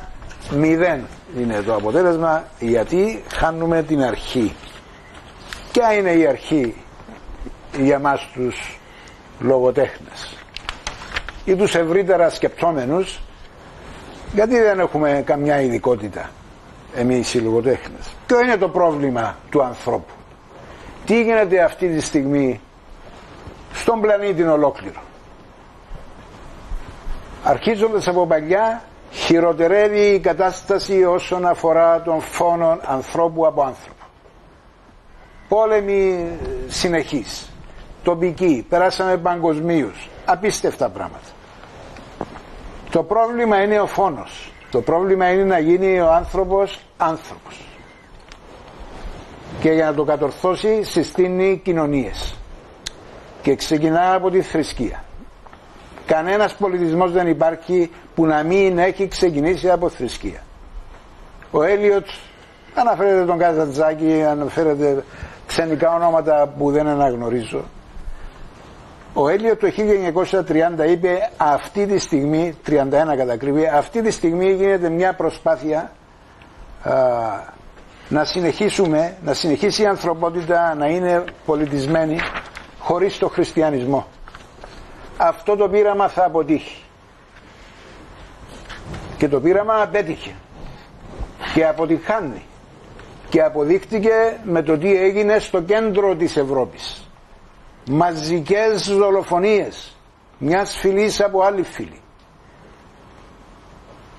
Να μην συνεχίσω με τα παραδείγματα. Πώς αποφεύγεται, πώς φτάνει ο άνθρωπος τελικά στον πολιτισμό? Πώς μπορεί να φτάσει? Εάν έχει σωστό πρότυπο, εάν πιστεύει στο πρότυπο, εάν αναγνωρίζει το πρότυπο, εάν το προωθεί ως τη μόνη του πίστη. Και αυτό το πρότυπο εμείς το επιλέξαμε και ξέρουμε ποιο είναι. Από τη στιγμή που το διασύρουμε, γιατί βάζουμε την ελευθερία του λόγου πάνω από τον φόνο, πάνω από την κατάργηση του φόνου και ένα σωρό άλλες λεπτομέρειες νομικά που είναι εδώ ο κύριος Κληρίδης, μπορείς να βρεις πάντοτε παράθυρα για όλα τα προβλήματα. Ολοκληρώστε, κύριε Προδίτη. Νομίζω τα είπα. Ευχαριστώ. Ακόμα μια φράση. Ναι. Ακόμα μια φράση. Ο Ελίτης, ο Οδυσσέας Ελίτης, αναφέρθηκε ο Καζαντζάκης κλπ. Λέει, αν μπορούσα να μιλήσω για τα τροχτικά των πανεπιστημίων που κατατρώγουν την Ελλάδα, θα πήγαινα φυλακή. Και δεν είναι ανάγκη να μιλήσει, καταλαβαίνουμε τι εννοεί, γιατί τα πανεπιστήμια και η τέχνη, έχουμε καταντήσει σε αυτό το σημείο, επειδή βάζει πρώτα την αισθητική και μετά την πίστη, πηγαίνουμε από το κακό στο χειρότερο. Μείνετε σε εδώ και είμαι σίγουρος ότι και ο κύριος Τσούκας θα απαντήσει. Κυρίες και κύριοι, να πάμε σε έναν πολύ σύντομο διαφημιστικό διάλειμμα και θα έρθουμε να κάνουμε τον κύκλο του κλεισίματος και θα ξεκινήσω από εσάς, κύριε Ροδίτη. Ευχαριστώ πάρα πολύ. Πάμε λοιπόν σε διάλειμμα.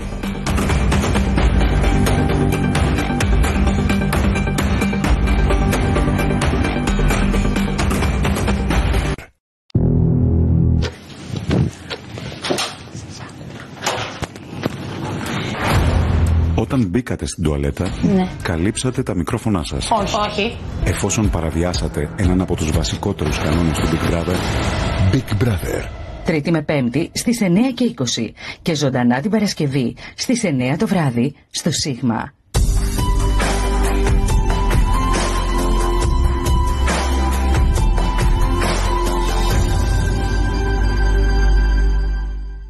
Κλείσε τα μάτια. Σκέψου τη μέρα που οι ιδέες, οι εμπειρίες, οι πληροφορίες θα ταξιδεύουν με την ταχύτητα του φωτός. Τώρα ανοίξε τα. Το φως φτάνει στα μάτια σου σε χιλιοστά του δευτερολέπτου και γίνεται εικόνα. Γίνεται ζωή. Γιατί τώρα το ίντερνετ τρέχει με φως. Άσε το να σου δείξει τι υπάρχει γύρω σου. Δες τα χρώματα, τα σχήματα, τις διαστάσεις του κόσμου. Κοίταξε πόσα πράγματα μπορείς να κάνεις. Πόσο μακριά μπορείς να φτάσεις. Sita Fiber. Ίντερνετ σε πραγματικό χρόνο. Με τεχνολογία έτοιμη για το μέλλον. Ταχύτητες που φτάνουν μέχρι και 1 gigabit per second download και 100 megabits upload σε τιμές που δεν έχεις ξαναδεί. Ήρθε η ώρα να ζήσεις την εποχή των οπτικών ινών στην Κύπρο. Sita Fiber. Δες πόσο μακριά μπορείς να φτάσεις. 10 χρόνια τώρα μετατρέπεις την ποιότητα σε εμπειρίες με Super Savers. Φιλέτο κοτόπουλο 5,99. Βοδινός κιμάς 150 γραμμάρια δώρο 4,29. Ηλιέλαιο 30% φθηνότερα 2 ευρώ και 2 σεν. Και καρυδόψυχα 30% φθηνότερα 2,23. Lidl, η πρώτη εταιρεία λιανεμπορίου τροφίμων στην Κύπρο με πιστοποίηση COVID Shield στο ανώτατο επίπεδο Excellent. 10 χρόνια Lidl. 10 χρόνια Quality for Less.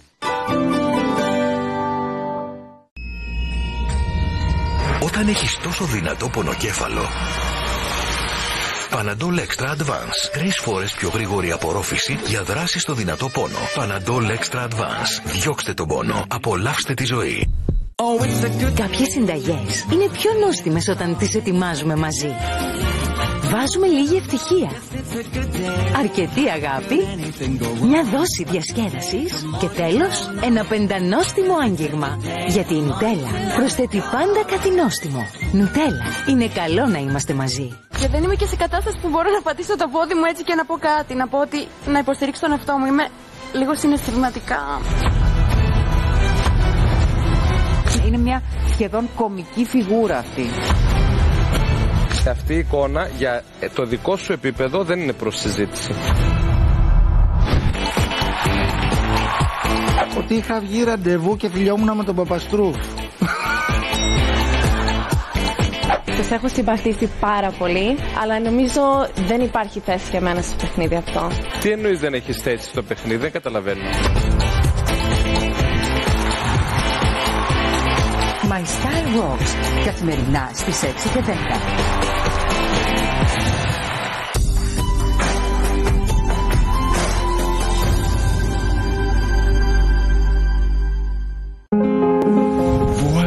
Δημιούργησα ένα άρωμα για την τουαλέτα.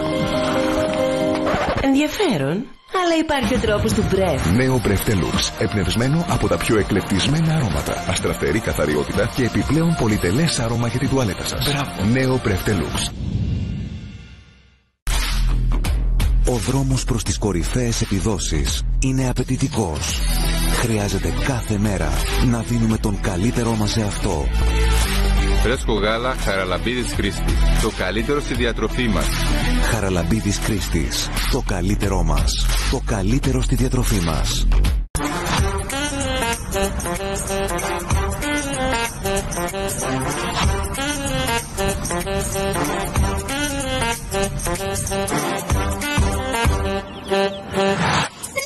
Πώς να μην τραβήξει την προσοχή σας? No deal is like McDeal. Κανονικό γεύμα Big Mac ή McChicken πάντα μόνο 4,50. Μόνο στα McDonald's. What? Θέλεις απίστευτα γρήγορο ίντερνετ στο σπίτι και το θες τώρα? Broadband Homebox από την Epic. Με ταχύτητα 60 Mbps και μόνο 9,99 ευρώ το μήνα. Απλά το βάζεις στην πρίζα και αμέσως σε πάρεις πιο γρήγορα, κατεβάζεις πιο γρήγορα, ανεβάζεις πιο γρήγορα, παίζεις πιο γρήγορα, μοιράζεσαι πιο γρήγορα. Broadband Homebox. Γρήγορο ίντερνετ στο σπίτι στα γρήγορα. Με μόνο 9,99 ευρώ το μήνα για τους πρώτους 12 μήνες. Epic. Great network, great value.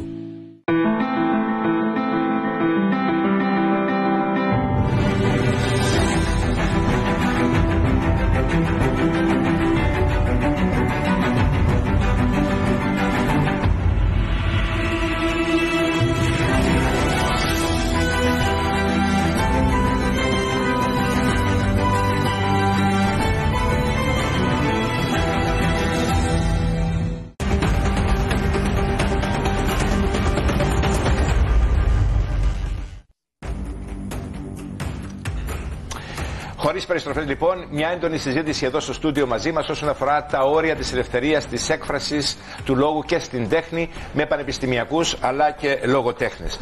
Να πάμε λοιπόν, κλείνουμε μάλλον θα έλεγα σε αυτή τη συζήτηση και θα ξεκινήσω από τον κύριο Νάντι Ροδίτη. Έχετε 2 λεπτά κύριε Ροδίτη. Ευχαριστώ. Να ξεκινήσω με ένα παράδειγμα που δεν υπήρχε κανένας για να μιλήσει. Τώρα ξαφνικά εμφανίζεται το Πανεπιστήμιο που, όπως είπα και προηγουμένως, μαζί με το όπως έχει γίνει η τέχνη, βρίσκονται στην πρωτοπορία της μίμησης του τι συμβαίνει στο εξωτερικό. Θεωρείται ότι συμβαίνει στο εξωτερικό ότι είναι πρόοδος, ότι είναι ανάπτυξη, άρα φέρτο και εδώ. Στο εξωτερικό έχουν φτάσει ιστορικά και σταδιακά εκεί που είναι. Εμείς δεν έχουμε αυτό το παρελθόν. Αρπάζουμε τα πρότυπα από το εξωτερικό και γινόμαστε χειρότεροι στο τέλος. Θα ήθελα να φέρω ένα παράδειγμα που πριν μερικά χρόνια ο Θοκ ανέβασε το σπουδαίο έργο του Ήψεν, ένας εχθρός του λαού. Ο σκηνοθέτης ήταν από τη Σερβία, αν θυμάμαι καλά.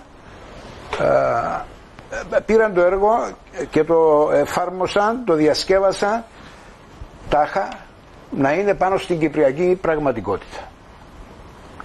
Αφήνω τις λεπτομέρειες πίσω, έβαλαν και μια σκηνή μέσα που ήταν παρμένη από τις πατάτες στο σατυρικό του Ρικ. Τελειώνει το έργο και βγαίνουν όλοι οι πρωταγωνιστές, οι ηθοποιοί στη σκηνή πάνω και αρχίζουν να εκφωνούν, να φωνάζουν ονόματα ηρώων από το παγκόσμιο της ελευθερίας του λόγου, της δικαιοσύνης, των όλων αυτών των αξιών. Περίμενα να πει κάποιος και ένα όνομα Κυπρίου, ρε παιδί μου. Δεν έχουμε Κυπρίους που αγωνίστηκαν για την ελευθερία, για τα δικαιώματα. Δεν είπαν ούτε ένα. Ανέφερα μεγάλους άνδρες από όλο τον κόσμο, κάφησαν πίσω έναν Γρηγόρη Αυξεντίου, έναν Κυριάκο Μάτσι. Είναι μικρά ονόματα αυτά. έγραψα επιστολή στο ΘΟΚ. Ποια ήταν η απάντηση? Ναι, το θέμα συζητήθηκε μεταξύ του σκηνοθέτη και των ηθοποιών, αλλά κατέληξαν να μην πάρουν απόφαση. Γι' αυτό, κύριε Τσούκα, ως καθηγητής εδώ στην Κύπρο, πρέπει να αναμειγνύεστε στα τοπικά. Και αυτά είναι τα πρώτα τοπικά. Το κάνω διαρκώς. Στα κομματικά δεν αναμειγνύομαι. Ωραία. Ναι, μην το κρύβετε πίσω από το κομματικά, διότι δεν είναι κομματικά. Αυτά είναι εθνικά. Και είστε από την Ελλάδα, είμαστε από την άλλη Ελλάδα. Ευχαριστώ, κύριε Την Κύπρο. Κύριος Σκληρίδης. Είναι πολύ δύσκολες οι αποφάσεις σε τέτοιου είδους θέματα. Από τη μια η ελευθερία του λόγου και της έκφρασης και από την άλλη τα όρια της. Τα όρια σε καμία χώρα του κόσμου νομίζω δεν έχουν ξεκαθαρίσει. Η κάθε περίπτωση εξετάζεται με τα δικά της δεδομένα και βεβαίως ο νόμος το αντιμετωπίζει με συγκεκριμένες πρόνοιες, καθορίζοντας την προστασία της τιμής και την υπόλοιψης του ατόμου, ως επίσης και το μέτρο της αναλογικότητας, όπως έχω πει. Στην Κύπρο οφείλω να πω ότι τα κυπριακά δικαστήρια, όταν είχαν να αντιμετωπίσουν παρόμοιες καταστάσεις, τις αντιμετώπισαν με πολύ φιλελεύθερο τρόπο. Να πω επίσης ότι στο σφαίρα του ιδιωτικού δικαίου, όταν ακόμα διαπιστώνεται ότι υπάρχει δυσφήμιση, δηλαδή όταν ο δημοσιογράφος ή ο αρθρογράφος έχει υπερβεί τα αποδεκτά όρια και θα πρέπει να αποζημιώσει, οι αποζημιώσεις οι οποίες δίδονται είναι πολύ χαμηλές, πάρα πολύ χαμηλές, σε αντίθεση μαζί με άλλες ευρωπαϊκές και ακόμα αμερικανικές χώρες, όπου διαπιστώνεται δηλαδή ότι έχουμε υπέρβαση των ορίων. Σε αυτήν τη συγκεκριμένη υπόθεση για την οποία ασχολούμεθα, η ταπεινή μου άποψη είναι ότι δεν υπάρχει θέμα ποινικής ούτε και αστικής ευθύνης. Το μόνο το οποίο εξετάζεται ορθώς, κατά τη γνώμη μου, είναι κατά πόσον, δεδομένου ότι πρόκειται για εκπαιδευτικό, κατά πόσον ο τρόπος με τον οποίο ενήργησε ήταν ο επιτρεπτός. Τώρα, όπως είπα, κατά πόσον οι κανονισμοί αυτοί θα πρέπει να αναθεωρηθούν ή όχι, είναι άλλο θέμα, το οποίο δεν είναι αυτής της φορμής να το κρίνουμε, όμως μπορεί ένας να το εξετάσει. Τελειώνω λέγοντας το εξής, αγαπητέ Γιάννη, και εγώ σαν δικηγόρος υπόκειμαι σε κάποια πειθαρχικά πλαίσια. Δεν μπορώ, ας πούμε, εγώ παραδείγματος χάρη να βγω έξω σαν δικηγόρος και να κάνω ό,τι θέλω. Δηλαδή να υπερβαίνω τα όρια του δικού μου του τομέα.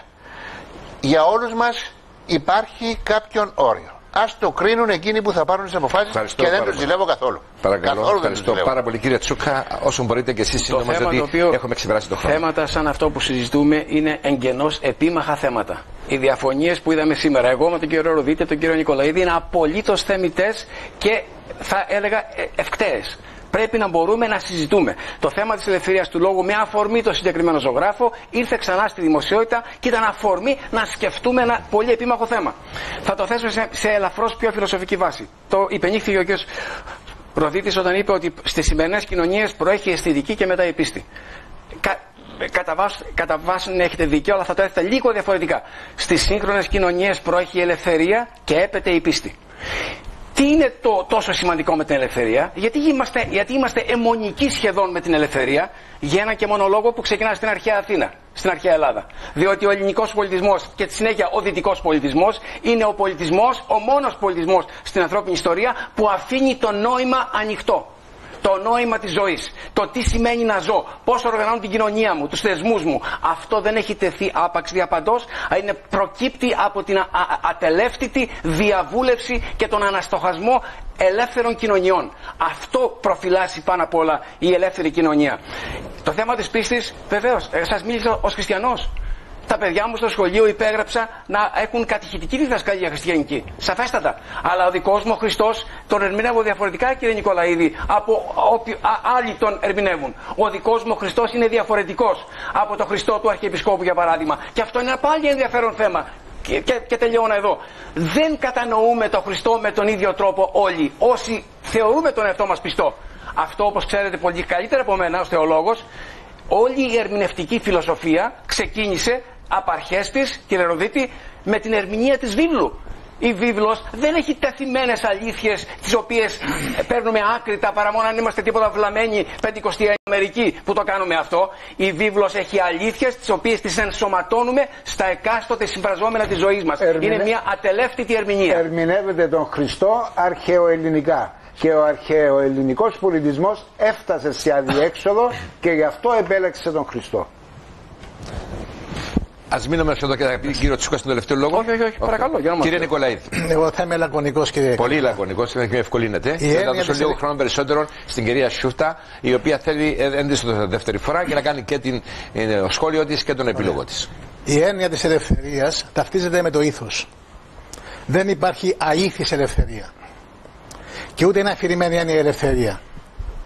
Η ελευθερία είναι, το ήθος είναι υποστατικό. Δηλαδή ταυτίζεται με το πρόσωπο του Χριστού. Και να απαντήσω σε αυτά που μέχρι τη στιγμή που δέχτησαν εδώ, το ήθος του Χριστού δεν είναι κοστούμι.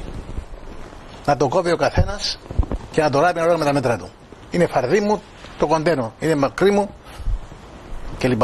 Άρα λοιπόν, κύριε Καρεκλά, το ήθος του Χριστού είναι διαχρονικό, είναι καθολικό και δεν πρόκειται ποτέ να τονίσει. Ευχαριστώ πάρα πολύ. Να πάω και στην κυρία Σούφτα. Κυρία Σούφτα, λοιπόν, ακούσατε όλη τη συζήτηση, δεν κάνατε την παρέμβασή σας. Τώρα είναι η ώρα, αν έχετε οποιοδήποτε σχόλιο, να το κάνετε και μετά τον επίλογο σας, παρακαλώ. Πριν τον επίλογο, να κάνω ένα σχόλιο σχετικά με τη δήλωση του κύριου Τσούκα που είπε ότι δικαιούμαι να έχω τις ομοφοβικές μου απόψεις, αλλά διαφωνεί μαζί μου. Λυπάμαι, αλλά αυτό που έχω πει είναι ότι με ενοχλούν τα έκτροπα που γίνονται σε αυτές τις παρελάσεις και δεν με ενοχλεί σε καμία περίπτωση τα ομοφυλόφιλα άτομα.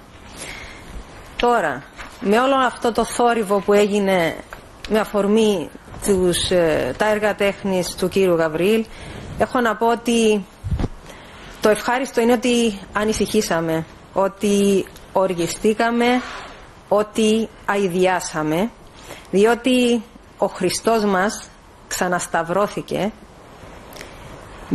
με το γδύσιμο του, με το κασκόλ και τη μοτοσικλέτα του. Θέλω να ξεκαθαρίσω όμως σε αυτό το σημείο ότι θα είχα πρόβλημα και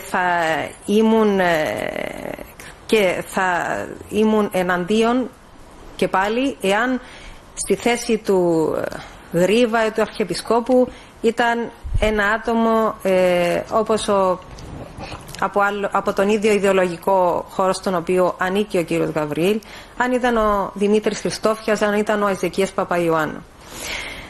Και επειδή ο κύριος Γαβριήλ προτιμά να κρίνει ο θεατής και να ερμηνεύει ο θεατής τα έργα του, δικαιούμαι και εγώ, αν μου επιτρέπετε, να δώσω κάποιες ερμηνείες στα έργα του.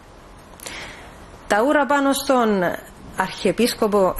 στον Αρχιεπίσκοπο το θεωρώ απαξίωση, χλευασμό της Εκκλησίας μας και όσα αυτή πρεσβεύει. Τα ούρα πάνω στο Γρίβα τα θεωρώ περιφρόνηση, γελιοποίηση και προσβολή του πιο ωραίου αγώνα της ΕΟΚΑ μας. Τα ούρα πάνω στην αστυνομία, τι να πω, είναι μεγάλη ντροπή, γιατί το επάγγελμα του αστυνομικού είναι λειτουργήμα και πολλές φορές αυτοί οι άνθρωποι διακινδυνεύουν για να είμαστε εμείς ασφαλείς. Ναι, είμαστε υπέρ της ελευθερίας της έκφρασης στον λόγο και στην τέχνη, αλλά και δεν θα τσακίσουμε κανενός το πινέλο και κανενός το μολύβι. Όμως δεν θα μείνουμε αδρανείς μπροστά σε κάθε απόπειρα αποδόμησης της εθνικής μας συνείδησης, κύριε Καρικλά. Μάλιστα. Ευχαριστώ πάρα πολύ, κυρία Σούφτα. Ευχαριστώ, κύριε Τσούκα, κύριε Νικολαίδη, κύριε Κληρίδη, κύριε Ροδίτη. Ευχαριστώ και τον κύριο Χατζή, ο οποίος ήταν προηγουμένως μαζί μας. Ομολογώ, ήταν μια πολύ έντονη συζήτηση. Εγώ και είμαι σίγουρος και οι τηλεθεατές θα την έχουν απολαύσει. Υπάρχουν και τα υπέρ, υπάρχουν και τα κατά σε κάθε περίπτωση. Σημασία έχει να υπάρχει ο δημοκρατικός διάλογος και ένα το οποίο βγαίνει είναι ότι έχουν διευρυνθεί τα όρια της κοινωνικής, θα έλεγα, αποδοχής, χάρη της ανεμπόδιστης άσκησης της τέχνης, χωρίς όμως αυτό να σημαίνει ότι δεν υπάρχουν όρια. Και τα όρια του υπέρμετρου το καθορίζουν, πιστεύω, κατά τη δική μου αντίληψη, και φάνηκε και από εδώ, από τις νομικές, ηθικές και κοινωνικές συνθήκες που επικρατούν σε μια δεδομένη περιοχή.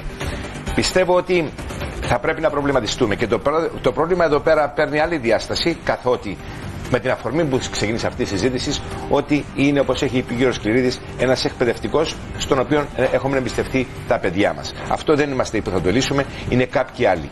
Σημασία έχει όμως συνεχώς τέτοια θέματα να βγαίνουν στην επιφάνεια με τόλμη και παρεσία, όπως απόψε βγήκαν από τους εκλεκτούς προσκεκλημένους τους πανεπιστημιακούς, καθώς επίσης και τον λογοτέχνη, αλλά και τη συνάδελφον τη λογοτέχνηδα εκεί που είναι στο στούτιο Β. Σας ευχαριστώ πάρα πολύ. Καλή σας νύχτα, μαζί την ερχόμενη Τρίτη την ίδια ώρα.